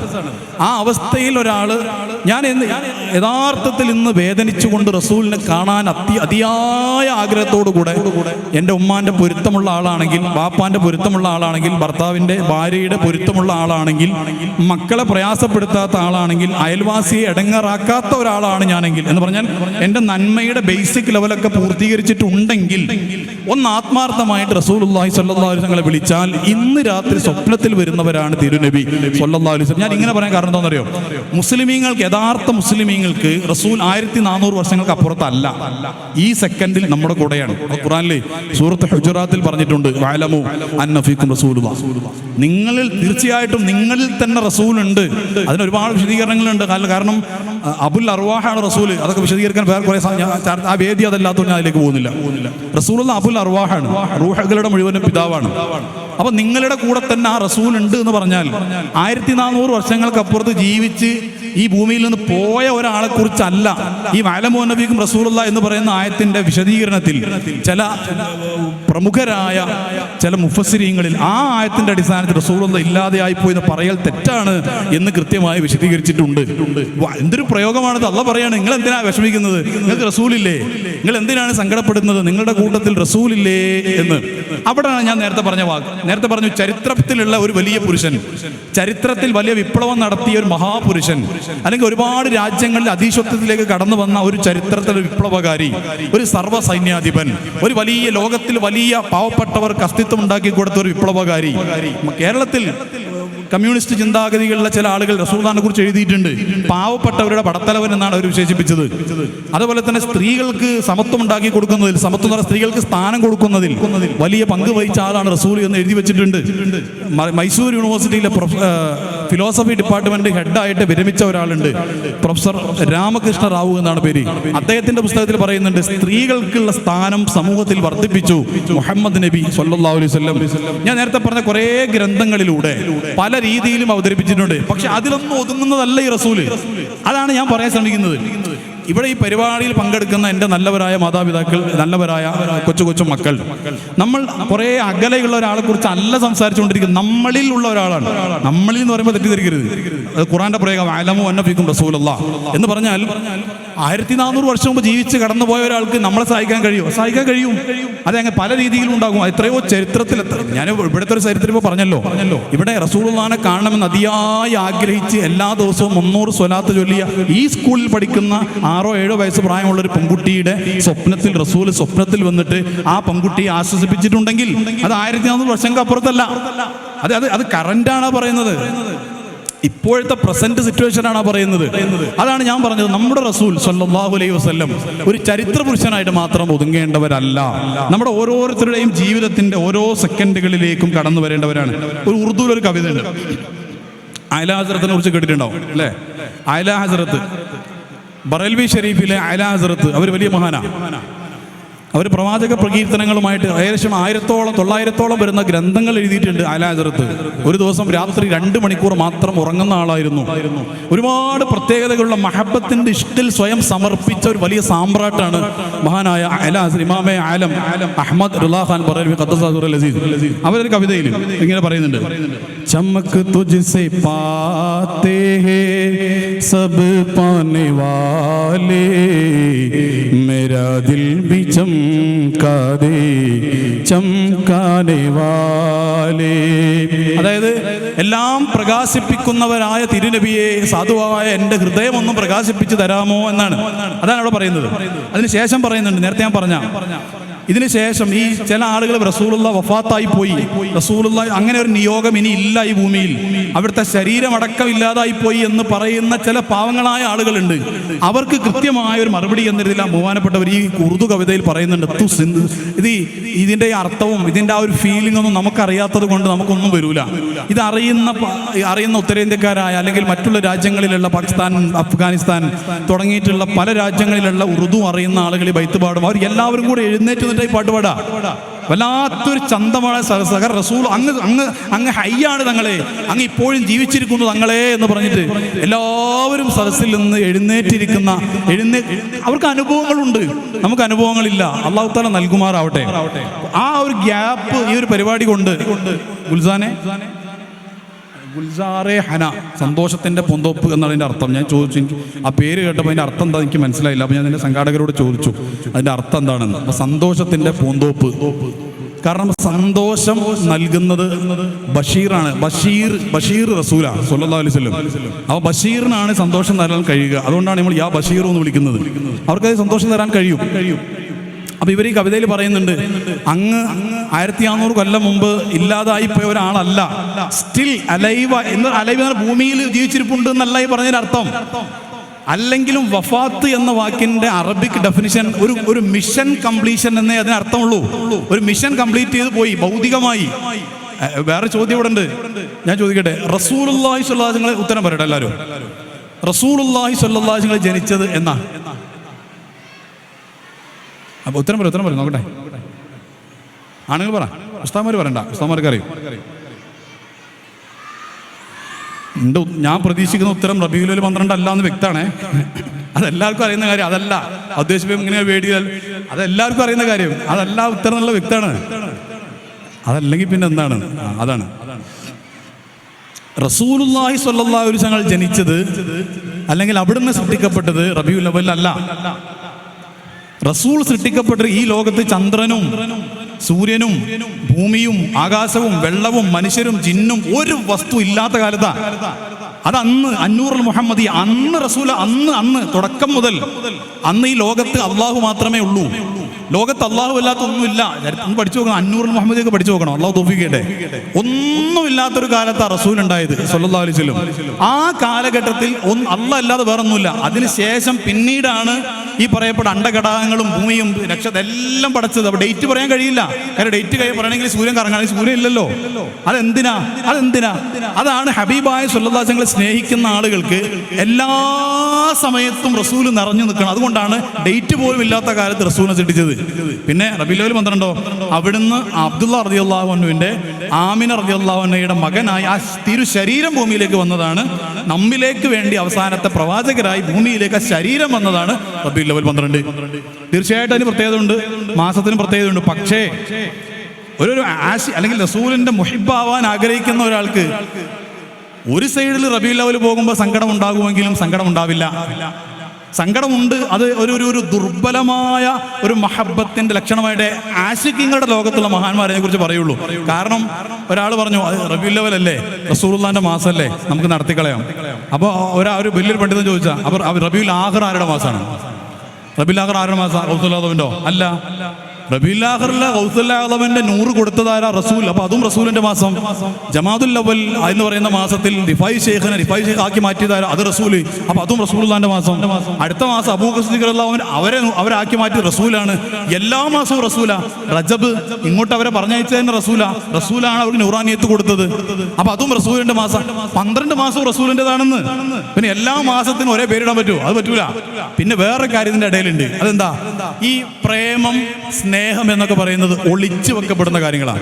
അതിങ്ങനെ പബ്ലിക്കിൽ പറയൂല. ഒറ്റ ഉദാഹരണം ഞാൻ പറയാം. അല്ലാഹു സുബ്ഹാനഹു വ തആല ചിന്തിക്കണോടെ ഞാൻ പറയുന്ന കാര്യങ്ങൾ. ഞാൻ സാധാരണ പറയുന്ന കുറച്ച് കാര്യങ്ങളല്ല ഇവിടെ പറയാൻ ഉദ്ദേശിക്കുന്നത്. അതുകൊണ്ടാണ് കുറച്ച് ഡിഫറൻ്റ് ആയിട്ട് പറയുന്നത്. മാതാപിതാക്കൾ നന്നായിട്ട് ശ്രദ്ധിക്കുക. ഖുർആനിനെ കുറിച്ചുള്ള വർണ്ണനകൾ ധാരാളമായിട്ട് വിശുദ്ധമായ ഖുർആനിലുണ്ട്. ഖുർആനെ കുറിച്ചുള്ള വർണ്ണനകൾ അവിടെ പുഴകളുണ്ട്, അതുപോലെ തന്നെ മലകളുണ്ട്, അതേപോലെ തന്നെ അവിടെ പിന്നെ ഫിയാഇനും ജാരി, അതുപോലെ തന്നെ റുമ്മാമ്പഴങ്ങളുണ്ട്. ഇങ്ങനെ ഖുർആനെ കുറിച്ച് ഒരുപാട് വർണ്ണനകൾ പല രീതിയിലും, സ്വർഗത്തെക്കുറിച്ചുള്ള വർണ്ണനകൾ ഖുർആനിൽ ധാരാളമുണ്ട്. എന്നാൽ ഒന്ന് ആലോചിച്ച് നോക്കണേ, സ്വർഗത്തിൽ ഏറ്റവും പ്രധാനപ്പെട്ട അട്രാക്ഷൻ എന്താ? എന്താ? റസൂലാണ് സ്വല്ലല്ലാഹു അലൈഹി വസല്ലം. സ്വർഗത്തിൽ നമ്മൾ പോകുന്നത് അവിടെയുള്ള പുഴയിൽ ചാടി കുളിക്കാനാ? അത് സ്വർഗത്തിന്റെ വർണ്ണനയാണ് പറഞ്ഞത്. നമ്മൾ വർണ്ണനയിൽ കൂടിയത് കൊണ്ടാണ് യുക്തിവാദികൾക്ക് കളിയാക്കാൻ അവസരം ഉണ്ടായത്. യഥാർത്ഥത്തിൽ അതല്ല, അതിന്റെ മെയിൻ തീം അതല്ല. ഉദാഹരണം പറഞ്ഞാൽ ഇതൊരു ഓഡിറ്റോറിയം. ഈ ഓഡിറ്റോറിയത്തെ കുറിച്ച് നമ്മളിങ്ങനെ ചർച്ച ചെയ്യുന്ന സമയത്ത് ഒരാൾ പറയുന്നത് ഓഡിറ്റോറിയത്തിന് അവിടെ വിശാലമായ വേദി ഉണ്ട്. ഓക്കെ, ചില ആൾക്കാർ ആ വേദിനെ കുറിച്ച് ചർച്ച ചെയ്ത് അവിടെ കൂടി. അത് അതിന്റെ ഒരു സാധനം മാത്രമാണ് ഈ പറഞ്ഞത്. വേറെ പറഞ്ഞു അവിടെ വിശാലമായ ഇരിപ്പിടങ്ങളുണ്ട്. ആ ഇരിപ്പിടങ്ങളുണ്ടോ, അതിന്റെ കളർ, അതിൽ കൂടി കുറെ ആൾക്കാർ.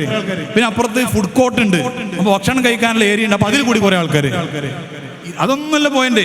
ഈ ഓഡിറ്റോറിയത്തിൽ നിക്കാഹ് നടക്കാനുണ്ട്. നിക്കാഹ് എപ്പോഴാണ്, പുതിയാപ്പിള എപ്പോഴാണ് വരിക എന്നാണ് ചോദിക്കേണ്ടത്. അതിന് പകരം ഓഡിറ്റോറിയത്തിന്റെ വർണ്ണനകൾ, ഇതിന്റെ ലൈറ്റുകൾ, ഇതിന്റെ വിശാലതകൾ, ചുമരുകളിൽ അതിലങ്ങോട്ട് കൂടി കുറെ ആൾക്കാർ. ഇതിന്റെ മെയിൻ ആൾ പുതിയാപ്പിളയാണ്. അത് വ്യക്തമായിട്ട് പറയില്ല. അതാണ് ഞാൻ പറഞ്ഞത്, പ്രേമത്തിന്റെ, സ്നേഹത്തിന്റെ, സമർപ്പണത്തിന്റെ ലോകത്ത് നിങ്ങൾക്ക് ഖുർആനിൽ എവിടെ കാണിച്ചു തരാൻ കഴിയില്ല. എന്ത് മക്കളെ, അള്ളാഹ് പറയണെന്ത്, മക്കളെ എന്റെ ഹബീബുണ്ട് സ്വർഗത്തിൽ, കടന്നു വരുമെന്ന് പറയില്ല. അത് പറയൂല. അത് ബുദ്ധിയുള്ളവർ ചിന്തിച്ച് കണ്ടെത്തേണ്ടതാ. ഖുർആനിൽ അല്ലാഹു സുബ്ഹാനഹു വ തആല ഒരിടത്തും റസൂലുണ്ട് സ്വർഗത്തിൽ, റസൂലാണ് സ്വർഗത്ത്, അങ്ങനെ ഫിഹ ഐനുൻ ജാരിയ പറഞ്ഞ അല്ലാഹു അതിനപ്പുറത്ത് റസൂലിനെ പറയണമായിരുന്നു. പക്ഷേ അത് അങ്ങനല്ല. അത് ഖുർആനിൽ പല സ്ഥലങ്ങളിലും ചിന്തിച്ച് കണ്ടെത്തേണ്ട കുറെ കാര്യങ്ങൾ പറഞ്ഞിട്ടുണ്ട്. അത് മഹാന്മാരായ അയിമ്മത്ത്, ആശിഖീങ്ങളായ വലിയ ഇമാമുമാരെ ചിന്തിച്ച് കണ്ടെത്തിയിട്ടും ഗ്രന്ഥങ്ങളിൽ രേഖപ്പെടുത്തിയിട്ടുമുണ്ട്. ഞാൻ പറഞ്ഞു വന്നത് എന്താ വെച്ച് കഴിഞ്ഞാൽ, സ്വർഗത്തിന്റെ അലങ്കാരം അത് റസൂലാണ് സ്വല്ലല്ലാഹു അലൈഹി വസല്ലം. അല്ലാതെ അവിടെ പാലുടിക്കാൻ പോകില്ല. അതൊക്കെ റസൂലിനെ കാണാൻ പോകുമ്പോൾ എനർജി കിട്ടാൻ വേണ്ടി വഴിയിൽ നിന്ന് ഒരു ഗ്ലാസ് പാലുടിക്കും. പാലല്ല അവിടെ ചർച്ച. റസൂലുള്ളാഹി സ്വല്ലല്ലാഹു അലൈഹി കാണാൻ വേണ്ടി പോകുന്ന സമയത്ത് വഴിയിൽ നിന്ന് ഒരു തേൻ കുടിക്കുമായിരിക്കും, ഒരു ആപ്പിളൊക്കെ തിന്നിട്ട് പോകും. ഒരു എനർജി വേണ്ടേ? അത് അല്ലാതെ അവിടുത്തെ മെയിൻ ചർച്ച പാലല്ല, അല്ലെങ്കിൽ മെയിൻ ചർച്ച ആപ്പിളല്ല. നമ്മൾ കുറെ ആൾക്കാർ അത്തരത്തിലുള്ള ചില ലക്ഷണങ്ങളെല്ലാം പറഞ്ഞ കാര്യങ്ങൾ എടുത്തിട്ട് മെയിൻ ചർച്ചയാക്കി ഇതാണ് സ്വർഗം എന്ന് പറഞ്ഞു. അല്ല, സ്വർഗത്ത് രണ്ട് കാര്യങ്ങളാണ്. ഒന്ന് അള്ളാഹു, അള്ളാഹിന്റെ ലിഖാഹ്, അള്ളാഹുവിൽ സമർപ്പിച്ച് നന്നായി ആരാധന ചെയ്യുന്ന, അള്ളാഹുവിനോട് പ്രേമം പറയുന്ന ഒരാള്. അല്ല, ഈ പ്രേമം എന്നുള്ള വാക്കിനെ തെറ്റിദ്ധരിക്കണ്ട. ചില ആൾക്കാർ പറയും റസൂലുള്ളാഹിനെ കുറിച്ച് പ്രേമം എന്നുള്ള വാക്ക് ഉപയോഗിക്കാൻ പറ്റൂല എന്ന്. റസൂലുള്ളാഹിനെ കുറിച്ച് ഏറ്റവും ആപ്റ്റായ വാക്കാണ് ഉപയോഗിക്കേണ്ടത്. പിന്നെ എന്തുകൊണ്ട് ചില ആൾക്കാർക്ക് പ്രേമം എന്ന വാക്ക് പറ്റില്ല എന്ന് തോന്നുന്നു? അതിന്റെ കാരണം എന്താ വെച്ച് കഴിഞ്ഞാൽ, പ്രേമം എന്നതിന് നമ്മുടെ മുമ്പിൽ കണ്ടതൊക്കെ ഒരു ആൺകുട്ടി പെൺകുട്ടി ചാടിപ്പോയതാണ്. നമുക്ക് ഫീൽ ചെയ്തൊക്കെ നെഗറ്റീവ് എക്സ്പീരിയൻസ് ആയതുകൊണ്ട് ആ വാക്ക് തന്നെ റസൂലുള്ളാഹിനെ ഉപയോഗിക്കാൻ പറ്റില്ല. അങ്ങനല്ല. ശരിക്കും പ്രേമിക്കുന്ന ആൾക്കാർ ആ വാക്ക് ഒഴിവാക്കിയിട്ട് റസൂലുള്ളാഹിക്ക് വിട്ടു തരികയാണ് വേണ്ടത്. ഏറ്റവും നല്ല വാക്ക് പ്രേമം എന്നുള്ള വാക്ക്. കാരണം ഇഷ്ക് എന്ന് പറയുന്ന വാക്കിനോട് കടപിടിക്കുന്ന വാക്ക് വേറെ ഇല്ല. അപ്പൊ ഞാൻ പറഞ്ഞു വന്ന ആ ഒരു മഹബത്തിന്റെ ലോകത്തേക്ക് നമുക്കൊന്ന് എത്തി നോക്കണം. അതിന് നമ്മുടെ ഈ പരിപാടി നമുക്ക് കാരണമാകണം. നമ്മുടെ കുഞ്ഞുങ്ങളെ ചെറിയ പ്രായത്തിൽ തന്നെ റസൂലുമായി ബന്ധപ്പെടുത്തണം സ്വല്ലല്ലാഹു അലൈഹി വസല്ലം. കാരണം വെച്ചാൽ ഞാൻ നേരത്തെ പറഞ്ഞു, കുഞ്ഞുങ്ങൾ ചെറിയ പ്രായത്തിൽ അവർക്ക് നിഷ്കളങ്കമായ പ്രായമാണ്, നിഷ്കളങ്കതയാണ് അവരുടെ. ആ നിഷ്കളങ്കമായ നമ്മുടെ കുഞ്ഞുമക്കളെയാണ് ഒന്നുമല്ലാത്ത അവസ്ഥയിലേക്ക് മാതാപിതാക്കളുടെ പലപ്പോഴും അറിവില്ലായ്മ കൊണ്ട് ഹറാമായ പല കാര്യങ്ങളും അവരുടെ കൽബിലേക്ക് കൊടുത്ത് ഒന്നുമല്ലാതെ എവിടെയോ എത്തേണ്ട ആശക്തികളായി മാറേണ്ട നമ്മുടെ കുഞ്ഞുമക്കൾ നമുക്ക് വിവരമില്ലാത്തതിന്റെ പേരിൽ നഷ്ടപ്പെട്ടു പോവുകയാണ് നമുക്ക് പലപ്പോഴും ചെയ്യുന്നത്. അവിടെ ഞാൻ ഈ പറഞ്ഞൊരു കൺസെപ്റ്റ് എല്ലാവരും മനസ്സിലുണ്ടാവണം. റസൂലുള്ള ഹയ്യാണ്. റസൂലുള്ള നമ്മൾ ഇന്ന് ആഗ്രഹിച്ചാൽ പക്ഷേ ഇന്ന് രാത്രി തന്നെ നമ്മൾ ആഗ്രഹിക്കാന്ന് നേരത്തെ ഞാൻ പറഞ്ഞു, മാതാപിതാക്കളുടെ, ഉസ്താദുമാരുടെ, അതുപോലെ ഭാര്യന്റെ, ഭർത്താവിന്റെ, അയൽവാസിയുടെ ഒക്കെ പൊരുത്തമുള്ള ഒരു അവസ്ഥയിൽ റസൂലുള്ളാഹിനെ വിളിച്ചാൽ ഒരുപക്ഷെ ആ ദിവസം തന്നെ റസൂൽ വന്നേക്കാം. നമ്മുടെ ക്വാളിറ്റി ഉള്ളവരാണെങ്കിൽ. എനിക്ക് റസൂലുള്ളാഹിനെ ഈ മാസം കണ്ട കുറെ ആൾക്കാർ ചരിത്രം എനിക്ക് ഇപ്പോൾ ഇവിടെ നിന്ന് പറയാൻ കഴിയും. ഞാൻ അതെല്ലാം കൂടെ പറയുന്നില്ല. അത്രമാത്രം ഉണ്ട്. അത് പണ്ഡിതന്മാർ കണ്ടവരുണ്ട്, സയ്യിദന്മാർ കണ്ടവരുണ്ട്, ബിസിനസ്സുകാർ കണ്ടവരുണ്ട്, പഠിക്കുന്ന മക്കൾ കണ്ടവരുണ്ട്, PG പഠിക്കുന്ന എല്ലാവരും റസൂലുള്ളാഹിനെ കാണും. തൃശ്ശൂർ മെഡിക്കൽ കോളേജിൽ, തൃശ്ശൂർ ജില്ലയാണല്ലോ ഇത്, തൃശ്ശൂർ ജില്ലയിൽ തൃശ്ശൂർ മെഡിക്കൽ കോളേജിൽ നമുക്ക് പരിചയമുള്ള ഒരു പെൺകുട്ടി അവിടെ MBBS പഠിക്കുന്നു. MBBS പ്രൊഫഷണൽ കോഴ്സല്ലേ. ആ കുട്ടിയുടെ ബാച്ചിൽ അത്യാവശ്യം നല്ല മാർക്കിട്ട് ടോപ്പേഴ്സിൽ പെട്ട ഒരാളാണ്. MBBS എന്ന് പറയുന്ന ഒരു കോഴ്സിലേക്ക് എത്തിയിട്ടും പ്രവാചകരോടുള്ള സ്വല്ലല്ലാഹു അലൈഹി സ്നേഹം ആ കുട്ടി എവിടെയും കളഞ്ഞിട്ടില്ല. ആ കുട്ടി റസൂലുള്ളാഹിനെ കണ്ടിട്ടുണ്ട്. എനിക്ക് അറിയുന്ന കേസാ. സ്വല്ലല്ലാഹു അലൈഹി വസല്ലം തൃശ്ശൂർ മെഡിക്കൽ കോളേജിൽ 4ാമത്തെ വർഷം MBBS ഇപ്പൊ പഠിക്കുന്നൊരു പെൺകുട്ടി. ഞാൻ എന്തിനാ പറയുന്നറിയോ?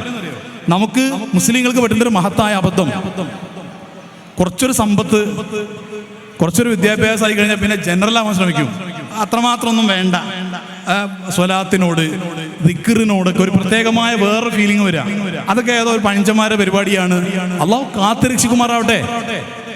പഴഞ്ചെന്ന് റസൂൽ 1500 കൊല്ലം പഴക്കമുള്ള ആളെന്നെ. അത് പഴഞ്ച അള്ളാഹു അതിനേക്കാളും പഴക്കുണ്ട്. പഴഞ്ചെന്ന് പറയുകയാണെങ്കിൽ അൽഹംദുലില്ലാഹ് പറയേണ്ടത്.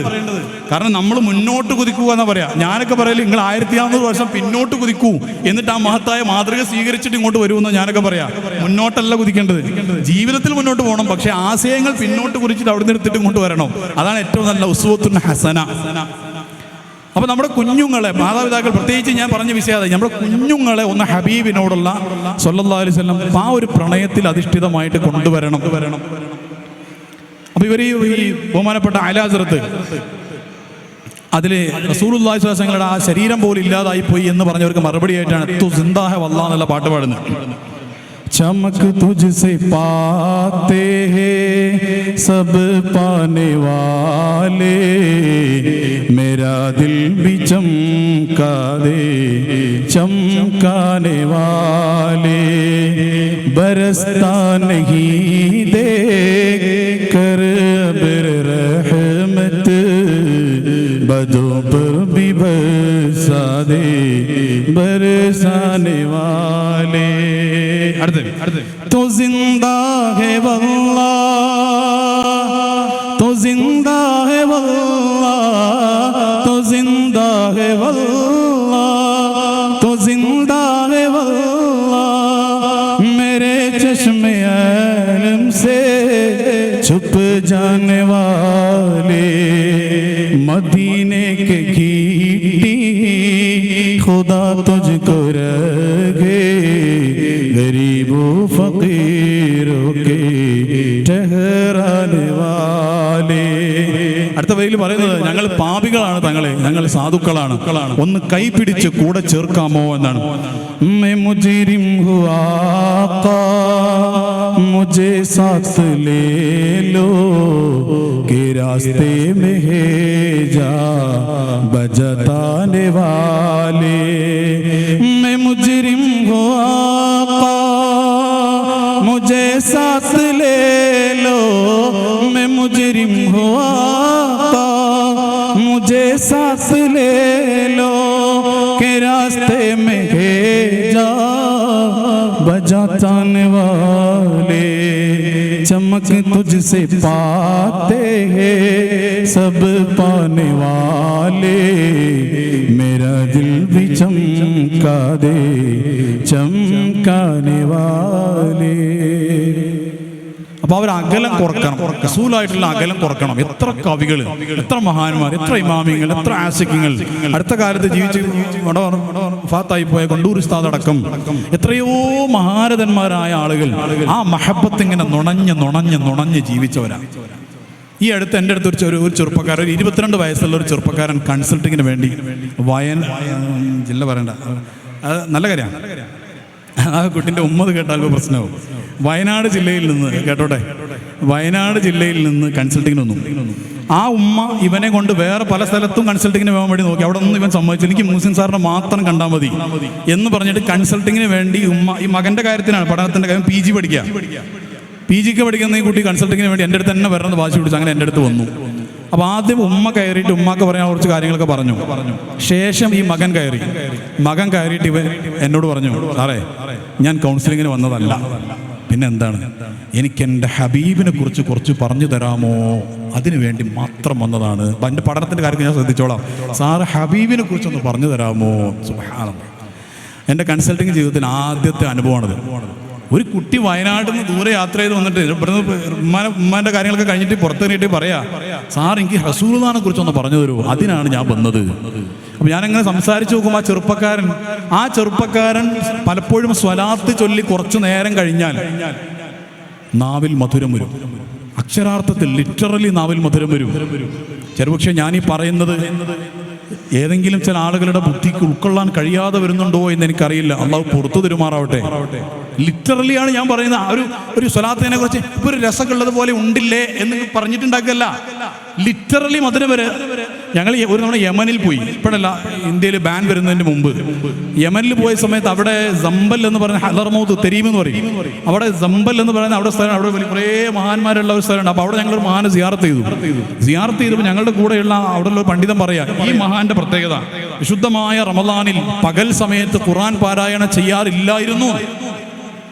നമ്മളെന്താ പ്രത്യേകതയാണോ അത്? പ്രത്യേകത എന്ന് പറഞ്ഞാൽ കുറേ പാരായണം ചെയ്യാറുണ്ടായിരുന്നു എന്ന് പറയുമ്പോഴല്ലേ പ്രത്യേകതയാകൂ. പക്ഷെ അങ്ങനല്ല. ഈ ആള് വിശുദ്ധമായ റമദാനിൽ പകൽ ഖുർആൻ പാരായണം ചെയ്യാറില്ലായിരുന്നു. കാരണം എന്താണെന്നറിയോ? ഖുർആൻ പാരായണം ചെയ്ത് കുറച്ച് കഴിഞ്ഞാൽ നാവിൽ മധുരം വരും. ഈ മധുരം ഇറങ്ങിയാൽ നോമ്പ് ബാത്തിലാകും. അതായത് ആഗ്രഹിച്ചിട്ടും നാവിൽ മധുരം വരുന്നത് കൊണ്ട് ഖുർആൻ പാരായണം കഴിയാതെ പോയ ഒരു മഹാഭാഗ്യവാൻ ആ പണ്ഡിതൻ. എന്നതുപോലെ എൻ്റെ അടുത്ത് വന്ന 22 വയസ്സുകാരനായ PG പഠിക്കുന്ന കോളേജിൽ പഠിക്കുന്ന ഒരു കോളേജിൽ വഴി തെറ്റാൻ എന്തൊക്കെ അവസരങ്ങൾ ഉണ്ടാകും. ആ കോളേജിൽ പഠിക്കുന്ന ഈ വിദ്യാർത്ഥി 22കാരനായ വയനാട്ടുകാരനായ ചെറുപ്പക്കാരൻ സ്വലാത്ത് ചൊല്ലി കുറച്ചു നേരം കഴിയുമ്പോഴേക്കും നാവിൽ മധുരം. അത് ഒരാളല്ല, എനിക്ക് നേരിട്ട് പരിചയമുള്ള 20 ആൾക്കാരുണ്ട്. എനിക്ക് നേരിട്ട് ആണുങ്ങളുണ്ട്, പെണ്ണുങ്ങളുണ്ട്, ഉസ്താദന്മാരെല്ലാവരും ഉണ്ട്. അതിൽ 20 ആളുകൾ എന്നോട് പേഴ്സണലായിട്ട് പറഞ്ഞ കാര്യമാണ്. സ്വലാത്ത് ചൊല്ലി കുറച്ചു നേരം കഴിഞ്ഞാൽ മധുരം വരും. അത് സ്വലാത്തിന് മധുരമുണ്ട്. മീട്ടാഹേ, നമുക്കത് അറിയില്ല എന്ന് വിചാരിച്ചിട്ട് ഇല്ലാത്ത ലോകം ഇല്ല എന്ന് പറയരുത്. അതേപോലെ തന്നെ ചില ആളുകളുണ്ട് സ്വലാത്തിൽ അല്പനേരം കഴിഞ്ഞാൽ കസ്തൂരിയുടെ സുഗന്ധം വരും. കസ്തൂരിയുടെ സുഗന്ധം അത് റസൂലുള്ളാഹിന്റെ സുഗന്ധമാണ് സ്വല്ലല്ലാഹു അലൈഹി വസല്ലം. നമ്മൾ മലയാളത്തിൽ പാട്ട് വരികയും കേൾക്കാം. റൂഹന്നിൽ പിരിയുന്ന നേരം എന്നൊരു പാട്ടുണ്ട്. അരികിൽ വരാമോ ഹബീബേ, അല്ലേ? അങ്ങനെ പാട്ടില്ലേ? എന്നിട്ട് അതിൽ പറയുന്നുണ്ട് കസ്തൂരിയുടെ സുഗന്ധം. അങ്ങനെ എനിക്കറിയില്ല, നിറച്ചിടാമോ, അങ്ങനെ പാട്ട്. റൂഹന്നിൽ പിരിയുന്ന നേരം, നേരമല്ല നിമിഷം എന്നാണ് തോന്നുന്നത്. ഞാൻ പാടുമ്പോൾ അങ്ങനെ കൈമാറും. റൂഹന്നിൽ പിരിയുന്ന നിമിഷം അരികിൽ വരാമോ ഹബീബേ. പാട്ട് ബാക്കി അറിയില്ല, പാടെ കുളവും. ഞാൻ പറഞ്ഞു വന്നത് നമ്മുടെ മക്കളെ, പ്രത്യേകിച്ച് നമ്മളും നമ്മുടെ മക്കളും ഈ സ്കൂള്, നേരത്തെ ഒരു പെൺകുട്ടിന്റെ കഥ ഞാൻ പറഞ്ഞല്ലോ. ആ പെൺകുട്ടിക്ക് മാത്രമല്ല, മറ്റു പല കുട്ടികൾക്കും, ആൺകുട്ടികൾക്കും പെൺകുട്ടികൾക്കും ഒക്കെ തിരുനബി സല്ലല്ലാഹു അലൈഹി വസല്ലമ തങ്ങളുമായി ബന്ധമുള്ള പല അനുഭവങ്ങൾ ഉണ്ടായ ഒരു ക്യാമ്പസാണ്. എനിക്ക് പലതും എനിക്കറിയാം. ഇവിടെയുള്ള ചില ടീച്ചേഴ്സ് എന്നോട് ചില കാര്യങ്ങൾ അങ്ങനെ പറയാറുണ്ട്. കുട്ടികൾക്കുണ്ടായ അതിസുന്ദരമായ അനുഭവങ്ങൾ പല ടീച്ചേഴ്സും പറയാറുണ്ട്. അപ്പോൾ ഇവിടെ പ്രത്യേകിച്ച് നമ്മൾ ചെറിയ പ്രായത്തിൽ ഇപ്പോൾ ZQ ആണെങ്കിൽ ആ എംബിൾ ZQന്റെ എംബിളാണ്. ZQ എന്ന് പറയുന്നത് തുല്യതയില്ലാത്ത ഒരു പ്രീ സ്കൂൾ സിസ്റ്റമാണത്. ആ സിസ്റ്റത്തിന്റെ ഭാഗമായി തന്നെ കുട്ടികൾക്ക് മഹബത്ത് പഠിപ്പിക്കുന്നുണ്ട്. വെള്ളിയാഴ്ചകളിലൊക്കെ ഞാൻ കഴിഞ്ഞ 7 വർഷമായിട്ട് ZQയിൽ ഒരു പാരന്റും കൂടെയാണ് ഞാൻ. എൻ്റെ നാട്ടിലെ ZQയിൽ എൻ്റെ വലിയ മോന് ZQ പഠിച്ചു. അവനിപ്പോൾ 5ാം ക്ലാസ്സായി. അവൻ ZQയിൽ 3 വർഷം പഠിച്ചു. പിന്നെ രണ്ടാമത്തെ മോന് 3 വർഷം പഠിച്ചു. അങ്ങനെ അൽഹംദുലില്ലാഹ് മൂന്നാമത്തെ മോളാ. ആ മോളിപ്പോൾ ZQയിൽ 1ാമത്തെ വർഷം പഠിക്കുന്നുണ്ട്. അപ്പോൾ ഇവർക്ക് എല്ലാ വെള്ളിയാഴ്ചയും ചീരണി, എല്ലാ വെള്ളിയാഴ്ചയും ആരംഭപ്പൂവിന്റെ ബൈത്തും നമ്മുടെ പ്രിയപ്പെട്ട ടീച്ചേഴ്സ് അവർക്ക് പഠിപ്പിച്ചു കൊടുക്കുന്നുണ്ട്. അവിടെ മാതാപിതാക്കൾ ശ്രദ്ധിക്കേണ്ട ഒരു കാര്യം, നമ്മുടെ മക്കൾ സ്കൂളിൽ വന്ന് ആരംഭപ്പൂവിന്റെ ബൈത്ത് കേട്ട് വന്ന് വീട്ടിലേക്ക് വരുന്ന സമയത്ത് മാതാപിതാക്കൾ ആരോ ഏതോ കോമഡി കണ്ട് ചിരിക്കുന്നത് കണ്ടാൽ ഈ ആരംഭപ്പൂവിന്റെ ബൈത്ത് കൊണ്ട് അവരുടെ കൽബിൽ കയറി കൂടിയ ഒരു പ്രകാശം ഉണ്ടാകും. നിങ്ങളുടെ കോമഡി കൊണ്ടതില്ലാതാവും. അള്ളാഹു കാത്തുരക്ഷിക്കുമാറാവട്ടെ. അവിടെ മാതാപിതാക്കൾ വലിയ റോളുണ്ട്. കാരണം മക്കളെ ഇഷ്കൽ അധിഷ്ഠിതമായി വളർത്തിക്കൊണ്ടുവരണമെങ്കിൽ മഹബത്തിനെതിരാകുന്ന എല്ലാ കാര്യങ്ങളും ഒഴിവാക്കാൻ സാധിക്കണം. അറിയാതെ ഏതോ ദുർബല നിമിഷത്തിലൊക്കെ സിനിമ കണ്ടവരൊക്കെ ഉണ്ടാകും. അള്ളാഹു സുബ്ഹാനഹു വ തആല നമുക്ക് പുറത്തു തരട്ടെ. അതേപോലെ തന്നെ കോമഡി കണ്ട് ഗസാലി ഇമാം അടിവരയിട്ട് പറഞ്ഞൊരു കാര്യമാണ്, ദുനിയാവിന്റെ ഇങ്ങനെയുള്ള കോമഡി കണ്ട് ആസ്വദിച്ച ആളുകൾക്ക് ഇബാദത്തിൻ്റെയോ സ്വലാത്തിൻ്റെയോ ഖുർആനിൻ്റെയോ ലദ്ദത്ത്, ടേസ്റ്റ്, ഹലാവത്ത്, അതിൻ്റെ മധുരം കിട്ടില്ല എന്ന്. ഇപ്പം ഞാൻ നേരത്തെ പറഞ്ഞ സ്വലാത്തില്ലോ മധുരം എന്ന്. ചില ആൾക്കാർക്ക് അതൊക്കെ ഉണ്ടാവോ? അത് നമുക്ക് ആ ലോകം അറിയില്ല. ഏതുപോലെ ജ്യൂസ് കുടിച്ചാൽ മധുരം ഉണ്ടാവുന്നതാണ് നമുക്ക് എല്ലാവർക്കും മനസ്സിലാവും. എന്താ നമ്മൾ കുടിച്ചിട്ടുണ്ട്. സ്വലാത്ത് നമ്മൾ ഒന്ന് ആത്മാർത്ഥമായിട്ട് ചൊല്ലിയിട്ടില്ല, മറ്റൊന്നും ചൊല്ലിയാൽ തന്നെ മധുരം കിട്ടിയിട്ടില്ല. കാരണം അവിടേക്ക് നമ്മൾ എത്തിയിട്ടില്ല. അതുകൊണ്ട് നമുക്ക് അതൊക്കെ ഒരു വിദൂര സാധനമായിട്ട് തോന്നും. അതുകൊണ്ടാണ് ഞാൻ PGക്ക് ഒരു ക്യാമ്പസിൽ പഠിക്കുന്ന 22കാരനായ ഒരു ചെറുപ്പക്കാരൻ്റെ കഥ പറഞ്ഞത്. അദ്ദേഹം പണ്ഡിതനല്ല, ഓതിപ്പടിച്ച് കുറേ ഓതിപ്പടിച്ച്. ഞാൻ എന്തിനാ പണ്ഡിതൻ അല്ലാത്തൊരാളുടെ പണ്ഡിതന്മാരുടെ കാര്യം ഇഷ്ടംപോലെ എനിക്ക് പറയാനുണ്ട്. അവൻ സാധാരണക്കാർ പറയാം പണ്ഡിതന്മാർ ഏതായാലും നല്ലവരല്ലേ, അവർക്ക് ചാൻസ് കിട്ടൂലേ. അല്ല, പണ്ഡിതന്മാരല്ലാത്തവർക്ക് കിട്ടും. അതും 22 വയസ്സുകാരനായ ക്യാമ്പസിൽ പഠിക്കുന്ന ഒരുത്തൻ, അവർ അത് കിട്ടും എന്ന് പറയാനാണ് ഞാൻ പണ്ഡിതന്മാരല്ലാത്ത കഥ പറഞ്ഞത്. ഈ അടുത്ത് എന്നോട് പണ്ട് ഒരു ഉസ്താദ് പറഞ്ഞെടുത്ത്, അദ്ദേഹം 3ാമത്തെ തവണ റസൂലിനെ കണ്ടപ്പോൾ ഒരു പണ്ഡിതൻ, ബഹുമാനപ്പെട്ട കോട്ടൂർ ഉസ്താദിന്റെ ശിഷ്യന്മാരിൽപ്പെട്ട ഒരാൾ, ഒരു നല്ല പണ്ഡിതനാണ്. അദ്ദേഹം എന്നോട് പറഞ്ഞു, സാറേ അൽഹംദുലില്ലാ, സന്തോഷം അറിയിച്ചത് തന്നെ 3ാമത്തെ തവണ അള്ളാഹിന്റെ ഹബീബിനെ കാണാൻ, ഒരു ഫാദിലി ബിരുദമൊക്കെ ഉള്ള ഒരു നല്ലൊരു മനുഷ്യൻ, 3ാമത്തെ തവണ അള്ളാഹിന്റെ ഹബീബിനെ കാണാൻ കഴിഞ്ഞു. എന്നിട്ട് അദ്ദേഹം കുറെ മടിച്ചിട്ട് എന്നോട് പറഞ്ഞു, സാറേ അത് പറഞ്ഞാൽ ഒരു റിയാ ആയി പോകുമെന്നുള്ള പേടിയുണ്ട്, എന്നാലും സാറിനോട് പറയുമ്പോൾ ഒരു സന്തോഷമാണ് എന്നൊക്കെ പറഞ്ഞിട്ട് ഒരു പണ്ഡിതന്റെ അടുത്ത് 3ാമത്തെ തവണ റസൂലിനെ കണ്ട സന്തോഷം ആ പണ്ഡിതൻ പറഞ്ഞു. കോട്ടൂർ ഉസ്താദിന്റെ ശിഷ്യനാ. അല്ലാഹു ആർക്കൊക്കെ ആഫിയത്ത് ചിത്രത്തിൽ ദീർഘായുസ്സ് കൊടുക്കട്ടെ. അപ്പോൾ ഒന്ന് മക്കളിലേക്ക് ഒന്ന് ഇറങ്ങി വരണം നമ്മൾ. അതായത് നിങ്ങളുടെ മക്കൾ എന്ത് ചെയ്യരുത് എന്ന് നിങ്ങൾ ആഗ്രഹിക്കുന്നുവോ അത് നിങ്ങൾ ചെയ്യാത്ത ഒരവസ്ഥയിലേക്ക് എത്താതെ ഈ മഹബത്ത് പൂർത്തീകരിക്കപ്പെടൂല.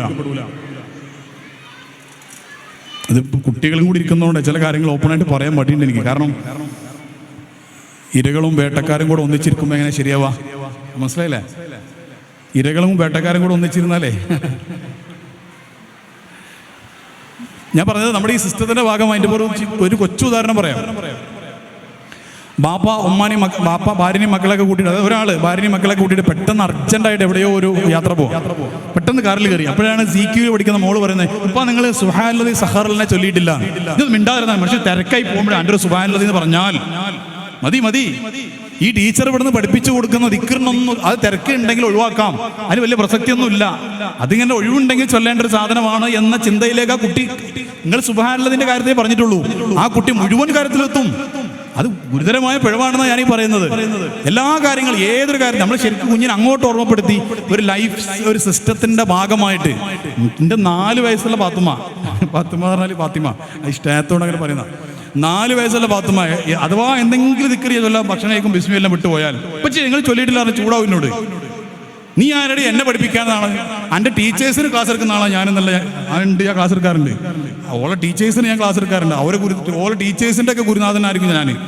അപ്പോൾ എടാ, നിന്റെ ടീച്ചേഴ്സിന് പോലും പഠിപ്പിക്കുന്നത് എന്നോടാണ് വെറും 4 വയസ്സുള്ള ഫാത്തിമ യാതൊരു മനസാക്ഷി കുത്തുമില്ലാതെ നീ പഠിപ്പിക്കാൻ വരുന്നത് എന്ന് പറഞ്ഞിട്ട് കാര്യമില്ല. അവിടെ ഞാൻ 4 വയസ്സുള്ള ഫാത്തിമാൻ്റെ സ്റ്റുഡൻ്റായി മാറുക. ശരിയാ മോളെ, ഇപ്പിച്ച് മറന്നു പോയതടി, എങ്ങനെ ചൊല്ലേണ്ടത് ചോദിച്ചിട്ട് അപ്പോൾ ഒന്ന് പറയുമ്പോൾ ഒന്നുകൂടെ ഉറക്കും, അവളുടെ ഉള്ളിൽ ഒന്നുകൂടെ ഉറക്കും.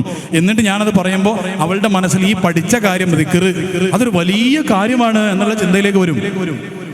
അങ്ങനെ ഒരു ദിക്റിൽ അധിഷ്ഠിതമായി കിട്ടുന്ന സഹോദരങ്ങളെ നമ്മുടെ ലൈഫ് മഹബത്തിൽ അധിഷ്ഠിതമായി കിട്ടണമെങ്കിൽ ദിക്റിൽ അധിഷ്ഠിതമായി, ദിക്ർ എന്ന് പറഞ്ഞാൽ ഖുർആനിലൊരു പ്രയോഗമുണ്ട്, അലാ ബിദിക്രില്ലാഹി തത്മഇന്നുൽ ഖുലൂബ്. അത് പണ്ടേ നമ്മൾ കേൾക്കുന്നതാണ്, പക്ഷെ അതിൻ്റെ കുറച്ച് പ്രാക്ടിക്കാലിറ്റി ഉണ്ട്. എന്താണെന്നറിയോ? മനസ്സമാധാനം കിട്ടണമെങ്കിൽ അത് അള്ളാഹുവിൻ്റെ ദിക്റിലൂടെ മാത്രമേ കിട്ടൂ എന്നാണ്. മനസ്സമാധാനം അള്ളാഹുവിൻ്റെ ദിക്റിലൂടെ മാത്രമേ കിട്ടൂ. അവിടെ അള്ളാഹുവിൻ്റെ ദിക്ർ എന്നതിന് വ്യത്യസ്തമായ അർത്ഥങ്ങൾ പണ്ഡിതന്മാർ പറയുന്നുണ്ട്. അള്ളാഹുവിൻ്റെ ദിക്ർ എന്ന് പറയുന്നതിന് ഒരർത്ഥം അത് അള്ളാഹുവിനെ ഓർക്കുക എന്നത് തന്നെയാണ്. മറ്റൊരർത്ഥം എന്താണെന്ന് വെച്ച് കഴിഞ്ഞാൽ അത് റസൂലുള്ളാഹിയാണ് എന്നാണ്. അതായത് റസൂലുള്ളാഹി സ്വല്ലല്ലാഹു അലൈഹി വസല്ലം തങ്ങളെ കൊണ്ടാണ് മനസ്സമാധാനം കിട്ടുക. കാരണം ദിക്റുല്ലാഹ് എന്ന് പറയുന്നത് റസൂലുള്ളാഹിന്റെ ഒരു പേരാണ്. അപ്പോൾ അലാ ബിദിക്രില്ലാഹി എന്ന് പറഞ്ഞാൽ റസൂലുള്ളാഹിനെ കൊണ്ടാണ് തത്മഇന്നുൽ ഖുലൂബ്, മനസ്സമാധാനം കിട്ടുക. അത് എത്രയോ ആൾക്കാർ പറയാറുണ്ട്, സ്വലാത്ത് ആത്മാർത്ഥമായിട്ട് ചൊല്ലിയാൽ മനസ്സമാധാനം കിട്ടും. ആത്മാർത്ഥമായിട്ട് ചൊല്ലിയാൽ മനസ്സമാധാനം കിട്ടും. ബുറുദ പൂർണ്ണമായ മനസ്സോടെ ചൊല്ലിയാൽ മനസ്സമാധാനം കിട്ടും. നമ്മുടെ ടീച്ചേഴ്സ്, ഇവിടെ സിക്കിയുള്ള ടീച്ചേഴ്സ് നമ്മുടെ കുട്ടികൾക്ക് ബുറുദയുടെ യാക്രം ബൈത്തിന്റെ വരികൾ, ആരംഭപ്പൂവായ ബൈത്തിന്റെ വരികൾ ഇതൊക്കെ ചൊല്ലുന്നുണ്ട്. അപ്പൊ നമ്മളെന്താ ചെയ്യണമെന്ന് വെച്ചാൽ വീട്ടിൽ എല്ലാ ദിവസവും ഒരു 10 മിനിറ്റെങ്കിലും ഒരു മജ്ലിസ് ഉണ്ടാക്കുക. അത് ബാപ്പ ഡോക്ടർ ആയാലും എഞ്ചിനീയർ ആയാലും എത്ര വലിയ കോടീശ്വരനായാലും അൻതുമുൽ ഫുഖറാഉ ഇലല്ലാഹ് എന്നൊരു പ്രയോഗമുണ്ട് ഖുർആനിൽ. വല്ലാതെ മുതലാളിയാവാൻ നിൽക്കണ്ട. അൻതുമുൽ ഫുഖറാ, ഭയങ്കര പ്രയോഗം അത്. ഭയങ്കര പ്രയോഗം അത്. അൻതുമുൽ ഫുഖർ, ഇന്നലെ ഒരാളോട് പറഞ്ഞിട്ടുള്ളൂ ഇതിനെ പ്രയോഗം. ഒരു തമാശ, ഞാൻ പരിചയമുള്ള ഒരാളോട് അവിടെ ബിസിനസ് ഉണ്ട്, അവിടെ മാളുണ്ട്, അവിടെ ഉണ്ട് എല്ലാം പറഞ്ഞപ്പോൾ ഞാൻ പറഞ്ഞു അൻതുമുൽ ഫുഖറാഉ ഇലല്ലാഹ്, അതിൽ നീയും പെട്ടടാന്ന് പറഞ്ഞു. പരിചയമുള്ള ആളാ, അതുകൊണ്ട് പറയാം, സ്നേഹമുള്ള ആളാ, അതുകൊണ്ട് പറഞ്ഞതാ. അമ്മേ പൊരുത്തപ്പെടണമെന്നാണ് ഞാൻ പറഞ്ഞു, എന്നോടല്ല അള്ളാഹിനോടാ. എന്ത് മുതലാളി, ആരവിടെ മുതലാളി ഉള്ളത്? എന്ത് മുതലാളി? മുതലാളിന്റെ മയ്യത്ത് കൊണ്ടുപോകുന്ന സമയത്ത് ബെൻസ്, നിങ്ങളുടെ നാട്ടിലൊക്കെ ബെൻസിന്റെ എമ്പളുള്ള മയ്യത്ത് കെട്ടിലുണ്ടോ? ഉണ്ടോ?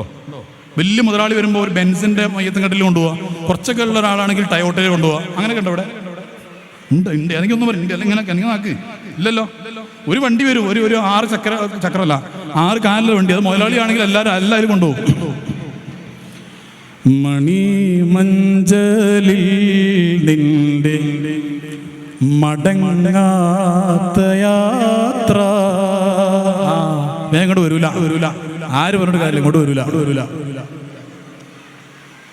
അപ്പൊ സമർപ്പണം എന്ന് പറഞ്ഞാൽ മഹബത്ത് എന്നൊക്കെ പറയുന്ന സമയത്ത് നമ്മൾ കുട്ടികൾ അതിലേക്ക് എത്തി. ഞാൻ പറഞ്ഞു വന്നത് എത്ര വലിയ മുതലാളി ആയിക്കോട്ടെ, ഒരു 10 മിനിറ്റ് 15 മിനിറ്റ് ചെറിയൊരു മജ്ലിസ് ഒന്നും വേണ്ട. ഒരു യാക്രം വൈത്ത് ബാപ്പയും ഉമ്മയും എല്ലാവരും കൂടെ ഒന്നിച്ച് ചൊല്ലിയാൽ മതി. അല്ലെങ്കിൽ ഈ പെൺകുട്ടി അല്ലെങ്കിൽ ആൺകുട്ടി പഠിച്ച് ആ ഒരു കോളേജിലെത്തുമ്പോൾ ഒരാൾ പറയും യാക്രം ബൈത്തൊന്നും ഇസ്ലാമിലില്ല എന്ന് പറയും. അപ്പൊ ഈ കുട്ടി ഇങ്ങനെ ആലോചിക്കും, ആ ശരിയാണല്ലോ, യാക്രം ബൈത്തൊക്കെ ഇസ്ലാമിലുള്ളതാണെങ്കിൽ എൻ്റെ വീട്ടിലുണ്ടാവണമായിരുന്നല്ലോ, എൻ്റെ വാപ്പിമ്മയെ പഠിപ്പിച്ചു തന്നിട്ടില്ലല്ലോ എന്ന് പറയും. അങ്ങനെയാണ് ഈ ആശയം തെറ്റിപ്പോകുന്നത് ആളുകൾ. പിന്നെ ഈ അടുത്ത് ഒരു രസകരമായ അനുഭവമുണ്ടായി. മൗലിദൊന്നും പാടില്ല, മൗലിദൊക്കെ തെറ്റാണ് എന്ന് പറയുന്ന ഒരു സുഹൃത്ത്. അറിയാത്ത ആൾക്കാരാണ് പാവങ്ങൾ. മൗലിദൊന്നും ഇസ്ലാമിലില്ല, ഖുർആൻ മുഴുവൻ റസൂലുള്ളാഹിന്റെ മൗലിദാ, എവിടെ നോക്കിയാലും മൗലിദാ. അത് മനസ്സിലാവണമെങ്കിൽ പ്രേമത്തിന്റെ കണ്ണ് വേണം, അപ്പോഴേ അത് മനസ്സിലാവും. ഏതായാലും മൗലിദൊന്നും പാടില്ല എന്ന് പറയുന്ന ഒരു സുഹൃത്തിനോട് അങ്ങനെ സംസാരിച്ച് ലാസ്റ്റ് ഇവനോട് പറഞ്ഞു, അവന് കുറച്ച് പാകപ്പെട്ടപ്പോൾ അവസാനം അവനോട് പറഞ്ഞു, എടാ നീ ആരും കാണാതെ ബുർദ ചൊല്ലിക്കോണ്ട് ബുർദിന്റെ കിതാബ് കൊടുത്തി. അള്ളാഹിന്റെ ഹബീബും വല്ലാത്ത കാരുണ്യം ചെയ്തു, ഈ ചങ്ങാതി റസൂലിനെ കണ്ടു. ഇവന്റെ കുടുംബം മുഴുവനും മൗലിദിനെതിരെ. അറിയാതെ ഇപ്പം എന്താ ചെയ്യാ? അറിയാതിരുന്നതിന്റെ ആ ഒരു അവസ്ഥയിൽ പിന്നെ മൗലിദിനെതിരാണ്. ഇസ്ലാമിലില്ല. ഞാൻ കുറെ എല്ലാം ക്ലിയർ, അവസാനം എല്ലാം ബുർദന്റെ കിതാബ് കൊടുത്ത്, ഇനി ആരോട് പറയണ്ട, ആരും കാണിക്കാൻ വേണ്ട, മെല്ലെ പോയിട്ട് ചൊല്ലിക്കോ എന്ന് പറഞ്ഞു. അള്ളാഹു അത് സ്വീകരിച്ചു. ആ ചങ്ങാതി റസൂലിനെ കണ്ടു സല്ലല്ലാഹു അലൈഹി വസല്ലം. ഇനി അവനോട് ഞാൻ ചൊല്ലാൻ പറയേണ്ട ആവശ്യമുണ്ടോ?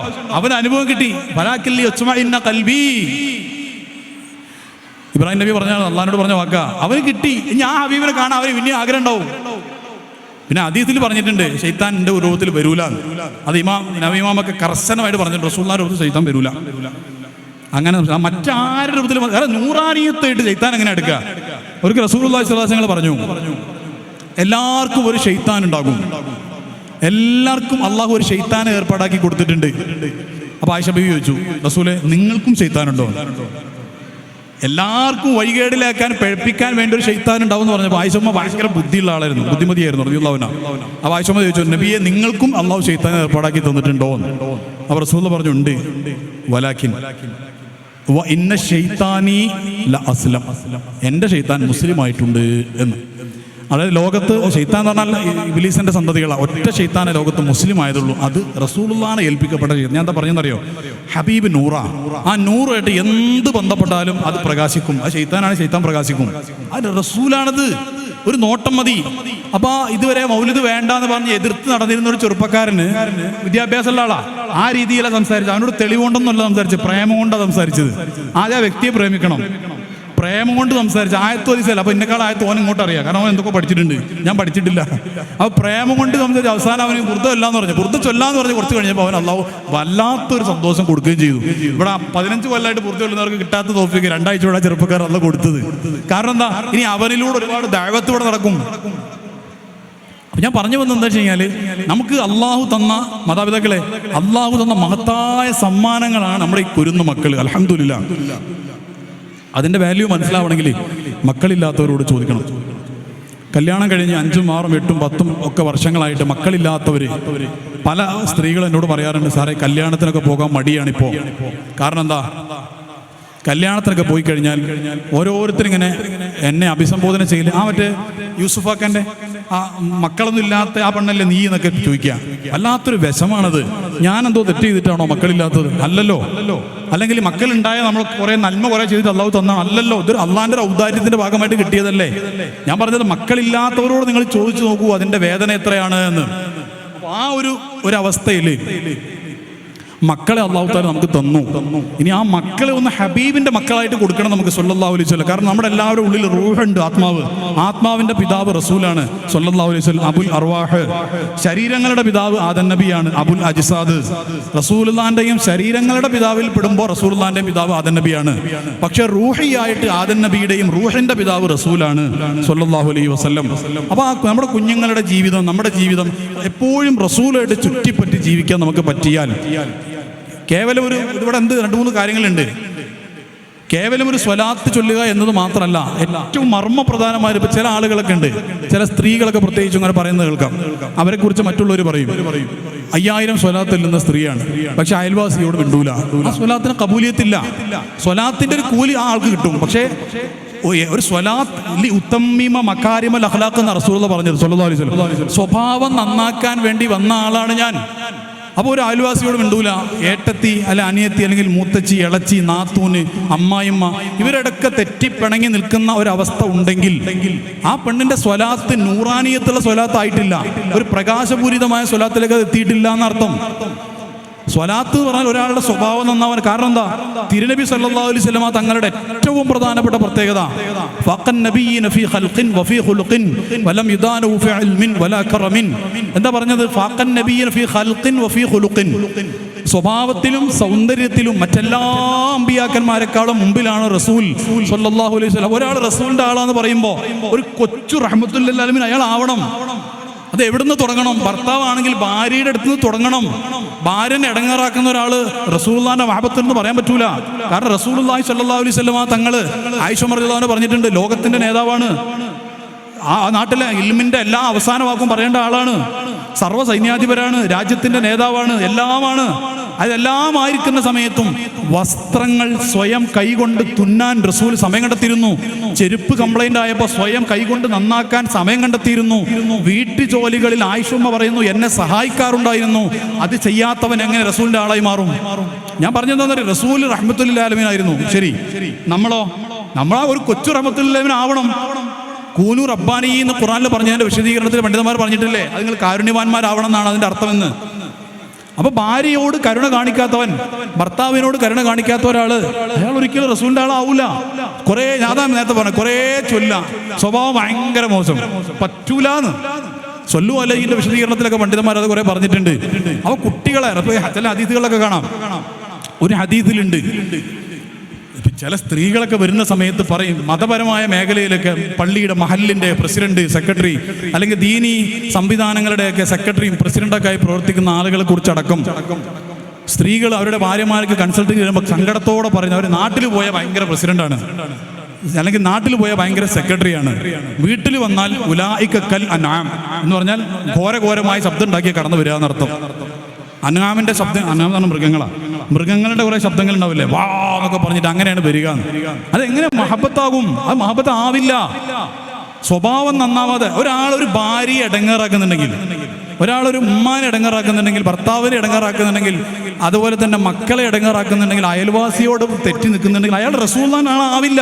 കാരണം റസൂലുള്ളാഹി പറഞ്ഞാൽ ശരിയാക്കാൻ വന്ന ആളാ, ആ ആളുടെ ആളാണെന്ന് പറയുകയും ചെയ്യാം. ബന്ധങ്ങളിൽ എല്ലാത്തിലും പ്രയാസങ്ങൾ ഉണ്ടാവുകയും ചെയ്യാൻ ശരിയാവില്ല. ഉമ്മാന്റെ പൊരുത്തമില്ലാതെ റസൂലിനെ കാണൂല, ബാപ്പാന്റെ പൊരുത്തമില്ലാതെ റസൂലിനെ കാണൂല, ഭർത്താവിന്റെ പൊരുത്തം കിട്ടാതെ ഒരു പെണ്ണ് റസൂലിനെ കാണൂല സ്വല്ലല്ലാഹു അലൈഹി വസല്ലം. ഭാര്യനെ ഇടങ്ങേറിയാക്കിയാലും റസൂലിനെ കാണൂല സ്വല്ലല്ലാഹു അലൈഹി വസല്ലം. ഈ ഭാര്യമാർ അനുഭവിക്കുന്ന അല്ലെങ്കിൽ അവരുടെ ത്യാഗങ്ങൾ, അത് നമുക്ക് ചിന്തിക്കാൻ പോലും കഴിയാത്ത അത്രയും വിശാലമായതാണ്. ആണുങ്ങൾ ഒറ്റ കാര്യം ചിന്തിച്ചാൽ മതി, 9 മാസക്കാലം ഗർഭം ചുമക്കുക എന്ന് പറയുന്നത് തന്നെ വല്ലാത്തൊരു പ്രോസസ്സാണ്. സുബ്ഹാനല്ലാഹ്, ചിന്തിക്കാൻ പോലും കഴിയില്ല. എൻ്റെ ഭാര്യ കഴിഞ്ഞ ആഴ്ചയാണ് പ്രസവിച്ചത്. അപ്പോൾ കഴിഞ്ഞ 9 മാസം ഞാനത് നോക്കിയിരിക്കായിരുന്നു.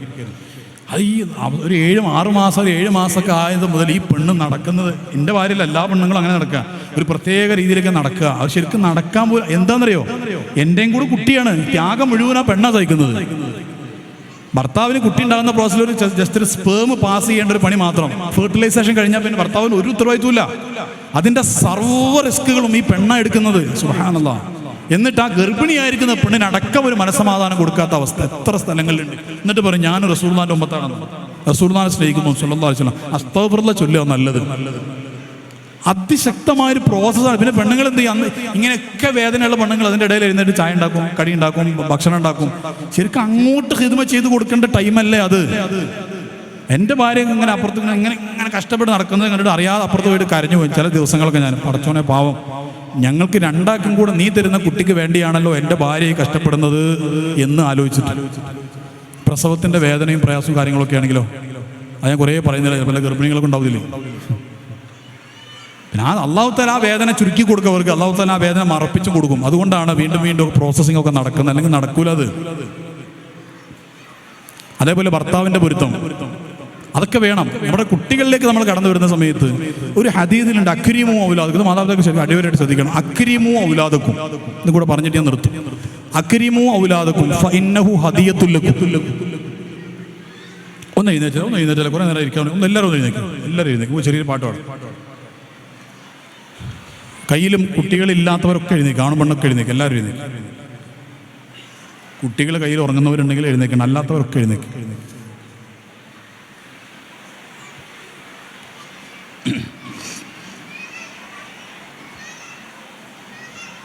എല്ലാവരും പാടണം കേട്ടോ. ഹസ്ബി റബ്ബി ജല്ലല്ലാഹ്. സൗണ്ട് പോലെ ഉറക്കപ്പെടേ. നൂറ് മുഹമ്മദ് സ്വല്ലല്ലാഹ്. ഈ ഓഡിറ്റോറിയത്തിൽ സരസിലുള്ളവർ മെല്ലെ പാടാൻ പറ്റുള്ളൂ നിയമമൊന്നുമില്ലല്ലോ. എന്നാ ഉറക്കപ്പാട് സുഹൃത്തുക്കളെ, എന്തെങ്കിലും മെല്ലെ റസൂലുള്ളാഹിന്റെ ബൈത്തല്ല നമ്മൾ പാടാം, ഉറക്കപ്പാട്. ഹസ്ബി റബ്ബി. കുറച്ചുകൂടി കൂടി ബാക്കിൽ നിന്നും സൗണ്ട് വരുന്നില്ല. ചെറുപ്പക്കാരെ സൗണ്ടാണ് കൂടുതൽ എനിക്ക് കേൾക്കണ്ടേ. അത് ഉസ്താദ്മാരല്ല, ഉസ്താദ്മാർ ഏതായാലും പാടും അൽഹംദുലില്ലാഹ്. ഉസ്താദ്മാർ സാന്നിധ്യം തന്നെ ബർക്കത്താ.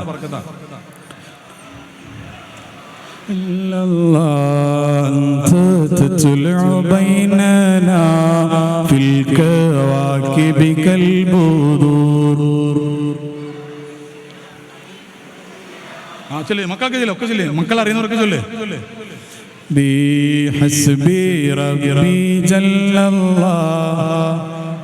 മാഷാ അല്ലാഹ്, കുട്ടികളൊക്കെ ചൊല്ലേ, കുട്ടികൾ ചൊല്ലേ. അടിപൊളി.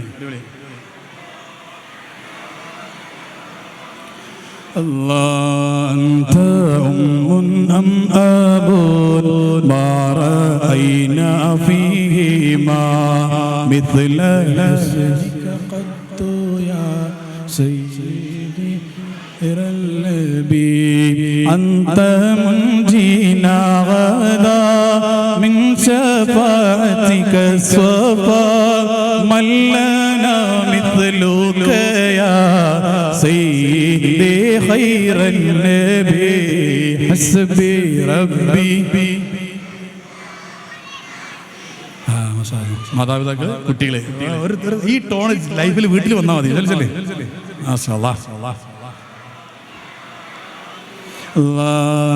ارتكبت على الخطا غير حسر وعدد. മസാല അവിടെയൊക്കെ തുടങ്ങി എല്ലാവരും. إننا نرجو إلى يوم نشر كتابيا النبي حسبي ربي جل الله ما في قلبي غير الله.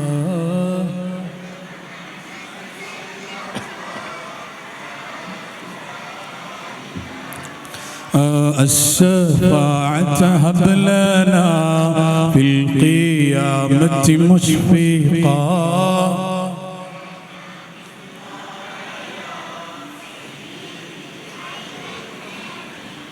الصلاة على النبي كل وقت دائما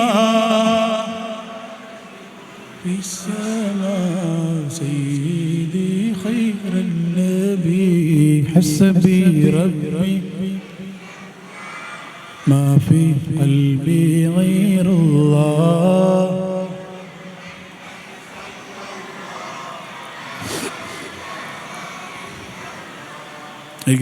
എന്ത് രസമുണ്ട്. ഒരു ഭാഗത്ത് മാതാപിതാക്കൾ ഉറക്കച്ചില്ല, മറ്റേ ഭാഗത്ത് മക്കളും ഒക്കെ. ഇതന്നെ താളം. ഈ ലോകത്ത് പ്രപഞ്ചത്തിന് ഒറ്റ താളമേ ഉള്ളൂ. ഈ പ്രപഞ്ചത്തിന് ഒറ്റ താളമേ ശരിക്കും പറഞ്ഞാലുള്ളൂ. അത് നമുക്കത് അറിയാത്തോണ്ടാണ്.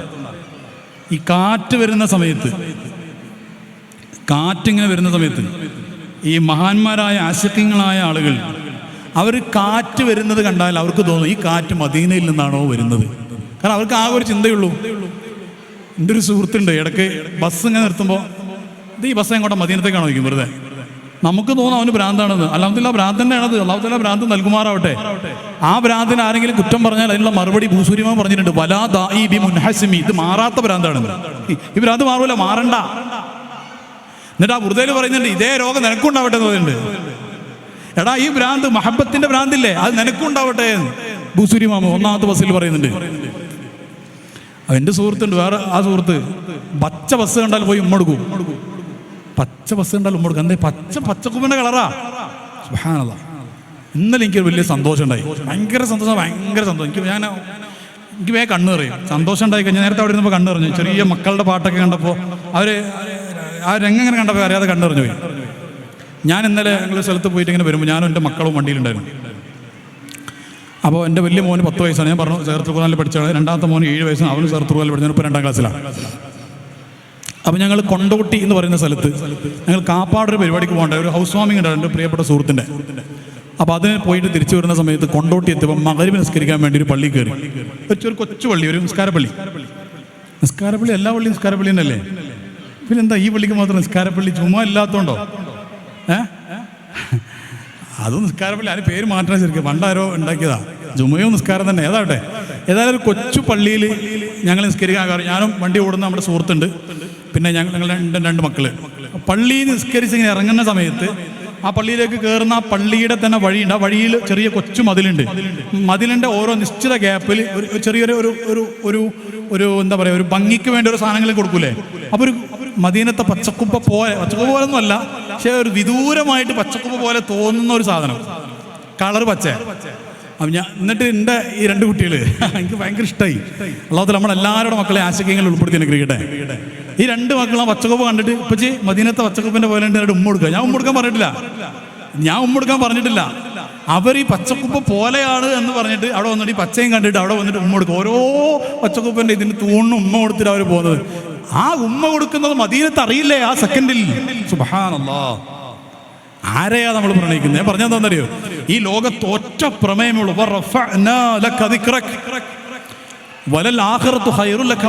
ഖുർആൻ.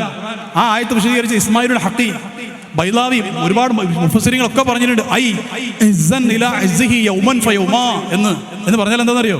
തങ്ങളെ അങ്ങയെക്കുറിച്ചുള്ള മൗലിദുകൾ, അങ്ങയെക്കുറിച്ചുള്ള ഗാനങ്ങൾ ലോകാവസാനം ആവുമ്പോഴത്തേക്ക് ഒരുപാട് വർദ്ധിക്കുന്ന ചില ആൾക്കാർ ചോദിക്കുക, അവസാന കാലഘട്ടത്തിൽ അടുത്ത് വർദ്ധിക്കുക. അത് ഖുർആനിൽ പറഞ്ഞതാ, തഫ്സീറിലുണ്ടത്. അതാണ് day by day it will be increasing എന്നതിൻ്റെ അർത്ഥം. റസൂലുള്ളാഹിന്റെ മഹബത്ത്, റസൂലുള്ളാഹിന്റെ പാട്ട് ഇനിയും വരും. കാരണം എന്താണെന്ന് വേറെ ഇതിന് മറുവാകുണ്ട്. ഞാൻ പറഞ്ഞു 19-ാം നൂറ്റാണ്ടിന്റെ ആദ്യ കാലഘട്ടം വരെ റസൂലുള്ളാഹിനെ കുറ്റം പറഞ്ഞ് ഇംഗ്ലീഷുകാർക്ക് ഇനി പാടിയിട്ട് വേണം. ഇമാമിങ്ങൾ കഴിഞ്ഞ കാലത്ത് മൊത്തം പാടിക്കൊണ്ടേയിരുന്നു. റസൂലുള്ളാഹിന്റെ ആ കാലഘട്ടം മുതൽ തന്നെ പാട്ട് നടന്നുവിടെ. ഹസ്സാൻ സാബിത്ത് റളിയല്ലാഹു പാടി, കഅബ് റളിയല്ലാഹു പാടി, സവാദുൽ കാരിബ് പാടി, അബ്ദുൽ റവാഹ പാടി, റളിയല്ലാഹു അൻഹു അവരൊക്കെ പാടിയതാ. അതിനുശേഷം ഹസൻ ബരി എല്ലാവരും പാടി, പാടാത്ത ആരുമില്ല. ഈ 19-ാം നൂറ്റാണ്ട് വരെ റസൂലുള്ളാഹിന്റെ അപദാനം മൗലിദ് പാടാനും ചൊല്ലാനും മനസ്സിലാക്കാൻ അവസരം കിട്ടാത്തവരാ യൂറോപ്യന്മാർ. അവരിപ്പോൾ പാടി തുടങ്ങിയിട്ടുള്ളൂ. അവിടെ ഇപ്പം ഞാൻ ഈ വർഷം, കഴിഞ്ഞ വർഷം, അതിൻ്റെ മുമ്പത്തെ വർഷം അമേരിക്കയിൽ, അതുപോലെ ബ്രസീലിൽ, അതുപോലെ തന്നെ ജർമ്മനി, ഫ്രാൻസ്, അതേപോലെ തന്നെ മറ്റേ മ്യൂണിക്ക്, പാരീസ്, അങ്ങനെ പല സ്ഥലങ്ങളിലും നടന്ന മൗലിദ് നോക്കിയപ്പോൾ നമ്മുടെ നാട്ടിൽ കേരളത്തിൽ നടന്ന ഏറ്റവും വലിയ മൗലിദ് മജ്‌ലിസിനേക്കാളും വലുത് അവിടുത്തെ ചെറിയ മജ്‌ലിസ്. കാരണം അവർ തുടങ്ങിയത് തന്നെ ആ വിശാലതയിൽ തുടങ്ങി. അല്ലാഹു അവർ നമ്മളൊക്കെ സ്വർഗത്തിൽ വെച്ച് കൂട്ടട്ടെ. എന്ത് രസമുണ്ട് ആ സ്വർഗത്തിൽ. ആ ജർമ്മനിക്കാരൻ വന്നിട്ട് ജർമ്മൻ ഭാഷയിൽ മൗലിദ് ഇങ്ങനെ പറയും. ബൂസൂരി ഇമാം ഇങ്ങനെ ബുർദ പാടും. വിത്തിരി ഇമാം വന്നിട്ട് വിത്തിരി എങ്ങനെ പാടും. നമ്മുടെ സയ്യിദ് റളിയല്ലാഹു ഇങ്ങനെ വന്നിട്ട് അന്തത്തിൽ ഉപ്പുമ്പോൾ പാടി വൈത്ത് പാടും. എന്തൊരു ആനന്ദമായിരിക്കും. അപ്പോൾ അവർക്ക് ഇംഗ്ലീഷിലുള്ള വൈത്ത് പാടാ. അറബി കവികൾ അറബി ഇങ്ങനെ പാടും. അല്ലാഹു തആല സ്വർഗത്തിൽ റസൂലുള്ളാഹി സ്വല്ലല്ലാഹു അലൈഹി വസല്ലം തങ്ങളുടെ സാന്നിധ്യമുള്ള സ്വർഗത്തിന്റെ ഭാഗത്ത് ഒരു എൻട്രി അള്ളാന്റെ ഔദാര്യം കൊണ്ട്, നമ്മുടെ കഴിവുകൊണ്ടില്ല, അള്ളാന്റെ ഔദാര്യം കൊണ്ട് നൽകുമാറാവട്ടെ. ഞാൻ പറഞ്ഞു, ഈ ലോകത്തൊറ്റ പ്രമേയമുള്ളത് റസൂൽ. അപ്പോൾ ചില മഹാന്മാർക്ക് കാറ്റടിച്ചാൽ അവർ ചിന്തിക്കുക ഈ കാറ്റ് മദീനത്ത് നിന്നാണോ, അല്ലെങ്കിൽ ഈ കാറ്റ് മദീനത്തേക്കാണോ. മഹാന്മാർക്ക് വെള്ളച്ചാട്ടം കണ്ടാൽ, വെള്ളച്ചാട്ടം ഇങ്ങനെ ഒഴുകി പോകുന്നത് കണ്ടാൽ അവർ ചിന്തിക്കുക ഈ വെള്ളം എന്താണ് ഇത്ര ആനന്ദത്തോടെ തുള്ളിച്ചാടി പോകുന്നത്? മദീനത്ത് നിന്ന് കാറ്റ് ഏറ്റതിൻ്റെ സന്തോഷം കൊണ്ടാണോ? അതല്ല, ഈ വെള്ളം ഇങ്ങനെ ഒഴുകി ഇങ്ങനെ പോയി പുഴയിലെത്തി, പുഴ അവസാനം അറബിക്കടലിൽ ചേർന്ന് അറബിക്കടലിൻ്റെ അപ്പുറത്തുള്ള സൗദിയിലേക്ക് ചെന്ന് ഹബീബിനെ ഒന്ന് ആലിംഗനം ചെയ്യാൻ വേണ്ടിയാണോ ഈ കാറ്റിൻ്റെ ആനന്ദത്തിൽ ഈ വെള്ളച്ചാട്ടം ഇങ്ങനെ ഒഴുകിപ്പോകുന്നത് എന്ന് ആശയ്ക്ക് തോന്നും. അങ്ങനെ ഒരു വരിയുണ്ട്, നമ്മൾ സാധാരണ പാടുന്നൊരു വരിയാണത്. എൻ്റെ കൂടെ എല്ലാവരും പാടണല്ലോ ഈ വരി. അല്ലാ അല്ലാ അല്ലാ അല്ലാ, മക്കളെ എല്ലാവരും പാടും. അല്ലാ അല്ലാ അല്ലാ അല്ലാ യാ സയ്യിദി ഇർഹം ലനാ.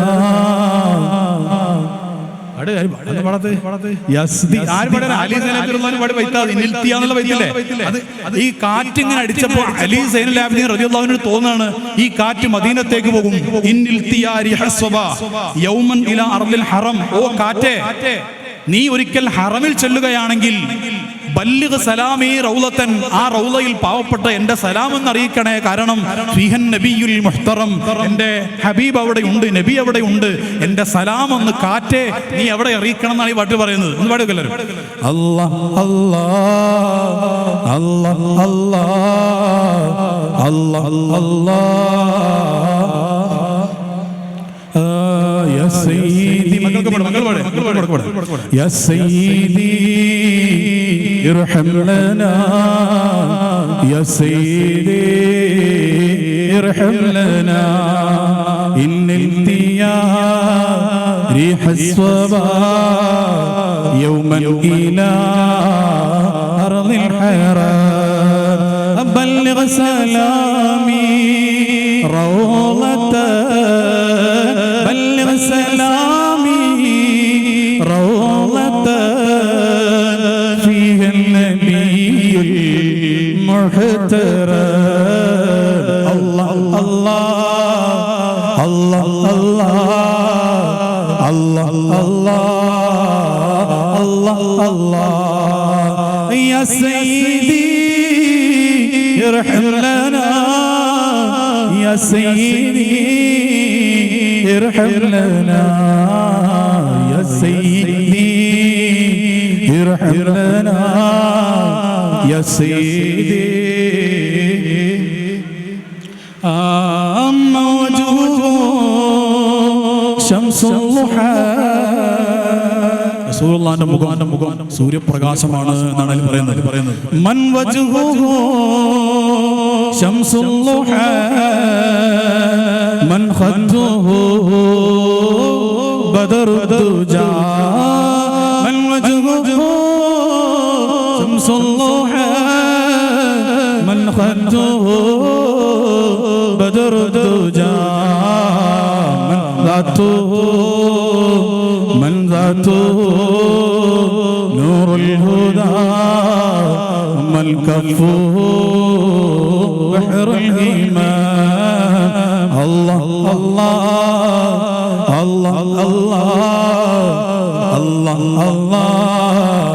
الله الله إن التياء ريح الصبا يوما إلى أرض الحرام بلغ سلامي روضة بلغ سلامي روضة فيها النبي المحترم الله الله الله الله الله الله ഞാൻ അവസാനിപ്പിക്കും. നേരത്തെ പറഞ്ഞ ഹദീത്തും കൂടെ പറഞ്ഞിട്ട് അവസാനിപ്പിക്കും. അതെന്താ വിഷയം എന്ന് വെച്ച് കഴിഞ്ഞാൽ അക്രിമു ഔലാദക്കും ഫഇന്നഹു ഹദിയത്തുൽ ലക്കും. ഹദീഥ സ്വല്ലല്ലാഹു അലൈഹി വസല്ലം പറഞ്ഞതാ. മക്കളെ ബഹുമാനിക്കണം. മാതാപിതാക്കളോടുള്ള ബഹുമാനം കാര്യങ്ങളൊക്കെ ധാരാളം നമ്മൾ കേട്ടിട്ടുണ്ട്. ഒരു ഹദീത്തിൽ റസൂലുള്ളാഹി പറയുന്നു മക്കളെ ബഹുമാനിക്കണം സ്വല്ലല്ലാഹു അലൈഹി വസല്ലം. അതിൻ്റെ മനോഹരമായ മാതൃക റസൂലുള്ളാഹി കാണിച്ചു തന്നിട്ടുണ്ട്. റസൂലുള്ളാഹിന്റെ അത്ര മക്കളെ ബഹുമാനിച്ച ഒരാൾ വേറെ കാണാൻ കഴിയില്ല. മക്കളെ ബഹുമാനിക്കുക എന്ന് പറഞ്ഞാൽ മാതാപിതാക്കളോട് ബഹുമാനിക്കുന്നത് പോലെ മക്കൾ വരുമ്പോൾ എഴുന്നേറ്റ് നിൽക്കുക, സല്യൂട്ട് അടിക്കുക, അതൊന്നുമല്ല. It's A consideration, it's A validation. അതൊരു വാലിഡേഷൻ, ഒരു കൺസിഡറേഷനാണ്. അത് റസൂലുള്ളാഹി കാണിച്ചു തന്നിട്ടുണ്ട്. എത്രയോ ഘട്ടങ്ങളിലുണ്ട്. ബഹുമാനപ്പെട്ട അനസ് റളിയല്ലാഹു അൻഹു റസൂലുള്ളാഹിന്റെ കൂടെ 10 വർഷക്കാലം ജീവിച്ച ആളാ. അതിന്റെ ബാക്കിൽ വേറെ കഥയുണ്ട്. റസൂലുള്ളാഹി തങ്ങൾ മദീനത്ത് വന്ന സമയത്ത് ഓരോ ആളുകൾ വന്നിട്ട് ഓരോ സമ്മാനം കൊടുക്കുക. അവിടെ സമ്മാനം ഈത്തപ്പഴമായിട്ടും സമ്പത്തായിട്ടും പലതും റസൂലുള്ളാഹിക്ക് ഇങ്ങനെ കൊടുക്കുക. അവർക്കുള്ളതൊക്കെ റസൂലിന് കൊടുക്കുക സ്വല്ലല്ലാഹു അലൈഹി വസല്ലം. ആ സമയത്ത് ഒരു പാവപ്പെട്ട ഉമ്മയുണ്ട്. ഉമ്മാക്ക് റസൂലിന് എന്തെങ്കിലും കൊടുക്കണം എന്ന് അതിയായ ആഗ്രഹമുണ്ട്. പക്ഷെ ഉമ്മാന്റെ കയ്യിൽ ഒന്നുമില്ല. അവസാനം ഉമ്മ തീരുമാനിച്ചു എൻ്റെ മോനെ തന്നെ റസൂലിന് കൊടുക്കാന്ന്. ആ മോന അനസ് റളിയല്ലാഹു അൻഹു. എന്തൊരു ഭാഗ്യം. സമ്പത്തിൽ, അതായത് നമുക്ക് ചില ഇല്ലായ്മകൾ അല്ലാഹു തആല വേറെ ഖൈറിന് വേണ്ടിയാ. നമ്മൾ എന്ത് ചെയ്യുന്നില്ല, എല്ലാം നേർച്ചക്കാരൻ പോയി വിളിച്ചിട്ട് ഇല്ലായ്മ ഉണ്ടായിമാക്കി മാറ്റും. അതുകൊണ്ട് മറ്റേ ഖൈർ മുടങ്ങും. നമുക്കിത് അറിയില്ല. There is a khair behind everything. There is a khair behind everything. ആ ഖൈർ വിസിബിൾ ആയിരിക്കാം, ഇൻവിസിബിൾ ആയിരിക്കാം. ഞാൻ അതിൽ കിടക്കുന്നില്ല. അപ്പോൾ അനസ് റളിയല്ലാഹു അൻഹു അങ്ങനെ റസൂലുള്ളാഹിന്റെ ആളായി മാറിയത് മോന അനസ് റളിയല്ലാഹു അൻഹു. ഈ അനസ് റളിയല്ലാഹു അൻഹു പൊന്നു കൊച്ചു മോനായിരിക്കുന്ന അവസ്ഥയിൽ ഒരിക്കൽ റസൂലുള്ളാഹി തങ്ങൾ കടയിലേക്ക് സാധനം വാങ്ങാൻ വേണ്ടി പറഞ്ഞയച്ചു. ചെറിയ മോനല്ലേ. അനസ് റളിയല്ലാഹു അൻഹു സാധനം വാങ്ങാൻ വേണ്ടി പോകുന്ന വഴിയിൽ ഒരു ഗ്രൗണ്ട് ഉണ്ട്. ആ ഗ്രൗണ്ടിന്റെ അവിടെ ഗ്രൗണ്ടിൽ കളി നടക്കുന്നുണ്ട്. അപ്പോൾ അനസ് റളിയല്ലാഹു അൻഹു ചെറിയ മോനല്ലേ, ഗ്രൗണ്ടിൽ കളി കണ്ടപ്പോൾ അറിയാതെ ആ കളിയിൽ ലയിച്ച് അവിടെ നിന്നുപോയി. സാധനം വാങ്ങാൻ പറഞ്ഞയച്ചതൊക്കെ മറന്നുപോയി. അപ്പോൾ റസൂലുള്ളാഹി പറഞ്ഞയച്ചതല്ലേ. കുറേ നേരം കഴിഞ്ഞിട്ട് റസൂലുള്ളാഹി അങ്ങ് തെരഞ്ഞുപോയി. അത് തെരഞ്ഞിങ്ങനെ പോകുന്ന സമയത്ത് ആ ഗ്രൗണ്ടിൻ്റെ അടുത്ത് അനസ്മോനുള്ള നിൽക്കുന്നത് ആ അനസ്മോൻ തന്നെ. അവർ അനസ് റളിയല്ലാഹു പറയുന്നുണ്ട്, ഞാൻ പെട്ടെന്ന് തിരിഞ്ഞു നോക്കി എൻ്റെ നേരെ ബാക്കിൽ റസൂല്. ഞാൻ ആകെ പേടിച്ചു പോയി. പക്ഷെ ഒരൊറ്റ അക്ഷരം പോലും എന്തേ അനസേ പറഞ്ഞിട്ടില്ല. ആ അനസ് ചരിത്രത്തിൽ ഏറ്റവും പ്രശസ്തരല്ലേ. സുബ്ഹാനല്ലാഹ്, എത്ര ചരിത്രങ്ങൾ അങ്ങനെ പറയാനുണ്ട് നമുക്ക്. ഒരു സംഘത്തിൽ നിന്ന് ഒരു സ്ത്രീയും ഒരു സംഘവും അവരിങ്ങനെ യാത്ര ചെയ്യുന്ന സമയത്ത് കൊള്ളക്കാർ വന്നിട്ട് ഒരു കുഞ്ഞിനെ തട്ടിക്കൊണ്ടുപോയി. ആ കുഞ്ഞിൻ്റെ പേര് സെയ്ദ് എന്നാണ്. അപ്പൊ സെയ്ദിന്റെ ഉമ്മാന്റെ കയ്യിൽ നിന്ന് ഹാരിസയുടെ ഭാര്യയും പരിവാരങ്ങളും യാത്ര പോയപ്പോൾ അക്രമി സംഘങ്ങൾ ചാടി വീണ് അവരുടെ മുതലൊക്കെ തട്ടിപ്പറിച്ചു. സെയ്ദ് എന്ന് പറയുന്ന ചെറിയ മോനെ അവർ തട്ടിക്കൊണ്ടുപോയത് മുതൽ ഈ ഉമ്മ കരഞ്ഞിട്ട് വാപ്പ സങ്കടത്തോടെ കാത്തിരിക്കുക, മോനെ കിട്ടുമോ. ഹാരിസാണ് വാപ്പ. എന്താ സംഭവിച്ചെന്നറിയോ? ഈ കുട്ടിയെ തട്ടിക്കൊണ്ടുപോയ ആളുകൾ അടിമച്ചന്തയിൽ കൊണ്ടുപോയി വിറ്റു.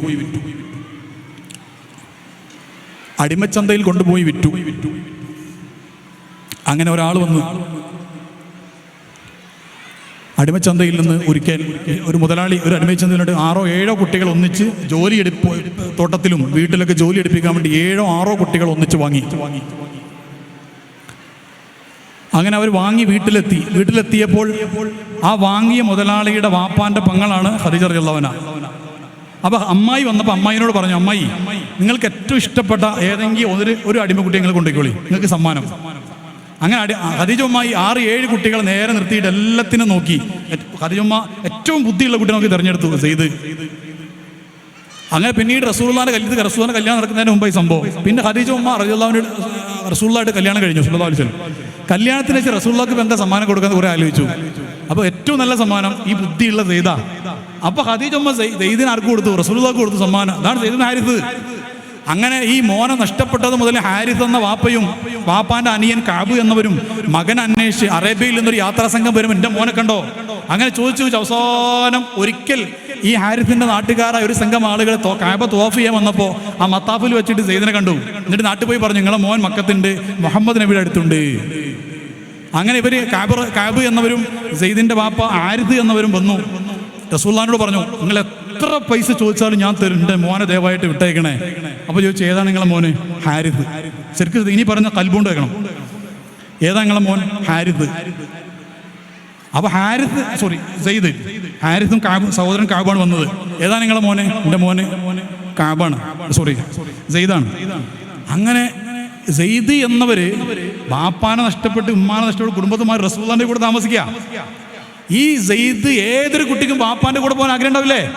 ഏതൊരു കുട്ടിക്കും ഉമ്മാന്റെ കൂടെ പോകാൻ ആഗ്രഹം ഉണ്ടാവില്ലേ? അതിനപ്പുറത്ത് ആരും ഉണ്ടാവില്ല. പക്ഷേ മുറ്റത്ത് ബാപ്പയും എളാപ്പയും വന്നിട്ട് കൊണ്ടുപോകാൻ വന്നിട്ടുണ്ട് എന്ന് കണ്ടപ്പോൾ സെയ്ദ് എന്നവര് റസൂലുള്ളാഹിനെ ഓടി വന്ന് കെട്ടിപ്പിടിച്ചിട്ട് പറഞ്ഞു, തങ്ങളെ എന്നെ പറഞ്ഞേക്കരുത്, എൻ്റെ വാപ്പയാണ് ആ നിൽക്കുന്ന, എൻ്റെ വാപ്പയാണ്, ഇതിൻ്റെ എളാപ്പയാണ്, ദയവായിട്ട് എന്നെ പറഞ്ഞേക്കരുത്, അങ്ങേ പിരിഞ്ഞു പോകാൻ എനിക്ക് ആഗ്രഹമില്ല. പാടുപാട്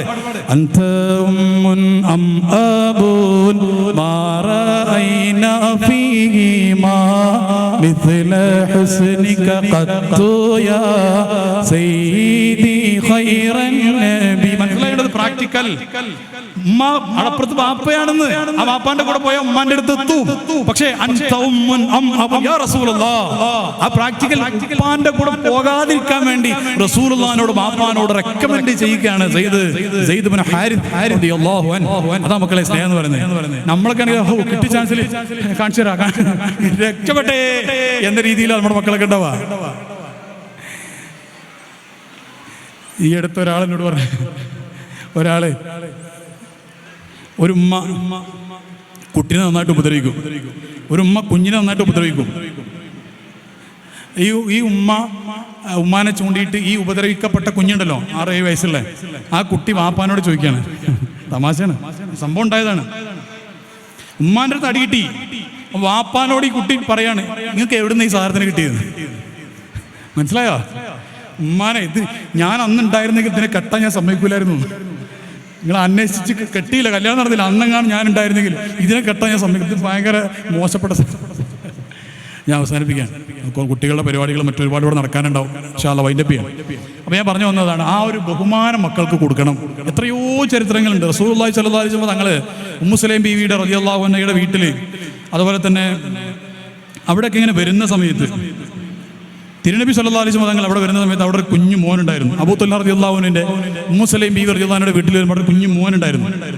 ആ കുഞ്ഞു മോനെ അവിടെ ഉണ്ടാകും. റസൂലുള്ള അങ്ങനെ വരും, വർത്താനം ചോദിക്കും. ആ കുഞ്ഞു മോന് അബൂ ഉമൈറിന് ഒരു പക്ഷി ഉണ്ടായിരുന്നു. പണ്ടേ ഞങ്ങൾ കേൾക്കുന്ന ഒരു കഥയായിരുന്നു. ഒരു പക്ഷി ഉണ്ടായിരുന്നു.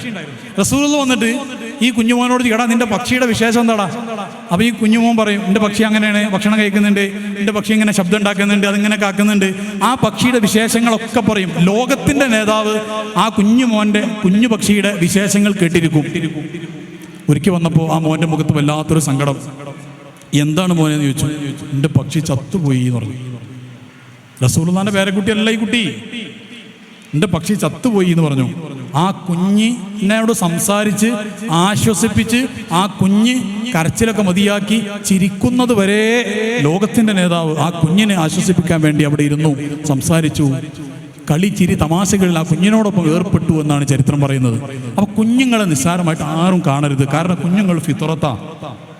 കുഞ്ഞുങ്ങൾ ജനിച്ച് കുല്ലുമോദൻ യൂലതൽ ഫിത്ര, ഇല്ലാതെ ഫിത്രത്തായിട്ട് ജനിച്ച് വീണ കുട്ടികളാണ്. ആ കുട്ടികളെ സിനിമാ പാട്ടില്ലാതെ, മ്യൂസിക്കുകൾ, ഹറാമുകൾ, കോമഡികൾ ഇല്ലാതെ നമുക്ക് വളർത്താൻ സാധിച്ചാൽ ആ മക്കൾ ഹബീബിൻ്റെ മക്കളാകും സല്ലല്ലാഹു അലൈഹി വസല്ലം. അല്ലെങ്കിൽ നാളെ ഈ മക്കൾ നരകത്തിൽ പോയാൽ അവർ നരകത്തുനിന്ന് അള്ളാഹിനോട് പറയും, പടച്ചോനെ ഞാൻ ചെറുപ്പത്തിൽ സിനിമ കണ്ടപ്പോൾ, അല്ലെങ്കിൽ ഞാൻ സിനിമ കണ്ടത് എൻ്റെ ബാപ്പ കാണുന്നത് കണ്ടിട്ടാണ്, എൻ്റെ ഉമ്മ കോമഡി കണ്ട് ആസ്വദിക്കുന്നത് കണ്ടിട്ടാണ് ഞാൻ കോമഡി കണ്ടത്, എൻ്റെ ബാപ്പ ഉമ്മ സിനിമാ പാട്ട് കേൾക്കുന്നത് കണ്ടിട്ടാണ് ഞാൻ കോമഡി കേട്ടത്, സിനിമാ പാട്ട് കേട്ടത്, അതുകൊണ്ട് അവരെ നരകത്തിലിട്ട് ഞാൻ ഉത്തരവാദി അല്ല എന്ന് പറയും. അള്ളാഹു കാത്ത് രക്ഷിക്കുമാറാവട്ടെ. ഇത് നിസ്സാരമല്ല. നമ്മുടെ അള്ളാഹിന്റെ ഔദാര്യം കൊണ്ട് മക്കളെ കിട്ടിയിട്ട് ആ മക്കളെ അള്ളാഹ്ക്ക് ഇഷ്ടമല്ലാത്ത ഹറാമായ കാര്യങ്ങൾ കേൾപ്പിക്കുന്ന ഒരു അവസ്ഥ, പ്രത്യേകിച്ച് നമ്മുടെ സ്കൂൾ ഇസ്ലാമികമായ ഒരു സെറ്റപ്പിൽ, അതോടൊപ്പം അതിന്റെ പ്രൊഫഷണാലിറ്റിയും എല്ലാ കാര്യങ്ങളും വളരെയധികം കീപ്പ് ചെയ്ത് മുന്നോട്ട് പോകുന്ന ഒരു സ്ഥാപനം കൂടെയാണ്. അപ്പം അതുകൊണ്ട് ഇൻഷാ അല്ലാഹ് നമ്മുടെ മക്കളെ നമുക്ക് മക്കളായി കിട്ടണം. ആ മക്കളെ സ്ഥിരമായ ഒരു സംഖ്യ സ്വലാത്തുകളെ ചൊല്ലിക്കുമ്പോൾ നരകത്തിൽ നിന്ന് രക്ഷപ്പെടാനും സ്വർഗം കിട്ടാനോ ദയവായി സ്വലാത്ത് ചൊല്ലിക്കല്ലേ. അത് നടന്നോളൂ. സ്വലാത്ത് ചെല്ലേണ്ടത് റസൂലുള്ളാഹിനോടുള്ള പ്രേമം കൊണ്ടായിരിക്കണം. ഹബീബിന്റെ ഉമ്മത്തിൽപ്പെട്ടില്ലേ, അതിന്റെ നന്ദിയുടെ ഭാഗമായി അങ്ങനെ ആ ഒരു ലെവലിൽ വളർത്തി കൊണ്ടുവരണം. അല്ലാഹു സുബ്ഹാനഹു നമുക്ക് തൗഫീഖ് നൽകുമാറാവട്ടെ. ഈ ഒരു സുന്ദരമായൊരു പരിപാടി അൽഹംദുലില്ലാഹ് അള്ളാഹുവിൻ്റെ ഔദാര്യം കൊണ്ട് നമുക്ക് ഈ നല്ലൊരു ഹാളിൽ നല്ല സെറ്റപ്പിൽ നടത്താൻ കഴിഞ്ഞു. കുട്ടികളുടെ പരിപാടികൾ കുറേ നടന്നു, ഇനിയും പരിപാടികൾ നടക്കാനുണ്ടാകും. എല്ലാം അള്ളാഹു സ്വീകരിക്കട്ടെ. ആ ടീച്ചേഴ്സൊക്കെ ഒരുപാട് അധ്വാനിച്ചിട്ടായിരിക്കും അതിൻ്റെ ബാക്കിൽ ആ കുട്ടികൾക്ക് കാര്യങ്ങളൊക്കെ പഠിപ്പിച്ചു കൊടുത്തത്. മാതാപിതാക്കളും അധ്വാനിച്ചിട്ടുണ്ടാവും. ഇതൊന്നും വെറുതെ ആവരുത്. റസൂലിനോട് ആത്മാർത്ഥമായ മഹബത്തിലാണ് ചെയ്തതെങ്കിൽ എല്ലാം മദീനത്ത് അറിയും. ആ ഒരു മഹബത്തിൽ കീപ്പ് ചെയ്തുകൊണ്ട് ഹറാമിൽ നിന്ന് അവേ ഫ്രം ദ ഹറാം ആ ഒരു ലൈഫ് സെറ്റ് ചെയ്ത് കൊണ്ടുപോകണം. അള്ളാഹു തൗഫീഖ് ചെയ്യുമാറാവട്ടെ എന്ന് ദുആ ചെയ്തുകൊണ്ട് وآخر دعوانا الحمد لله رب العالمين. السلام عليكم ورحمة الله تعالى وبركاته.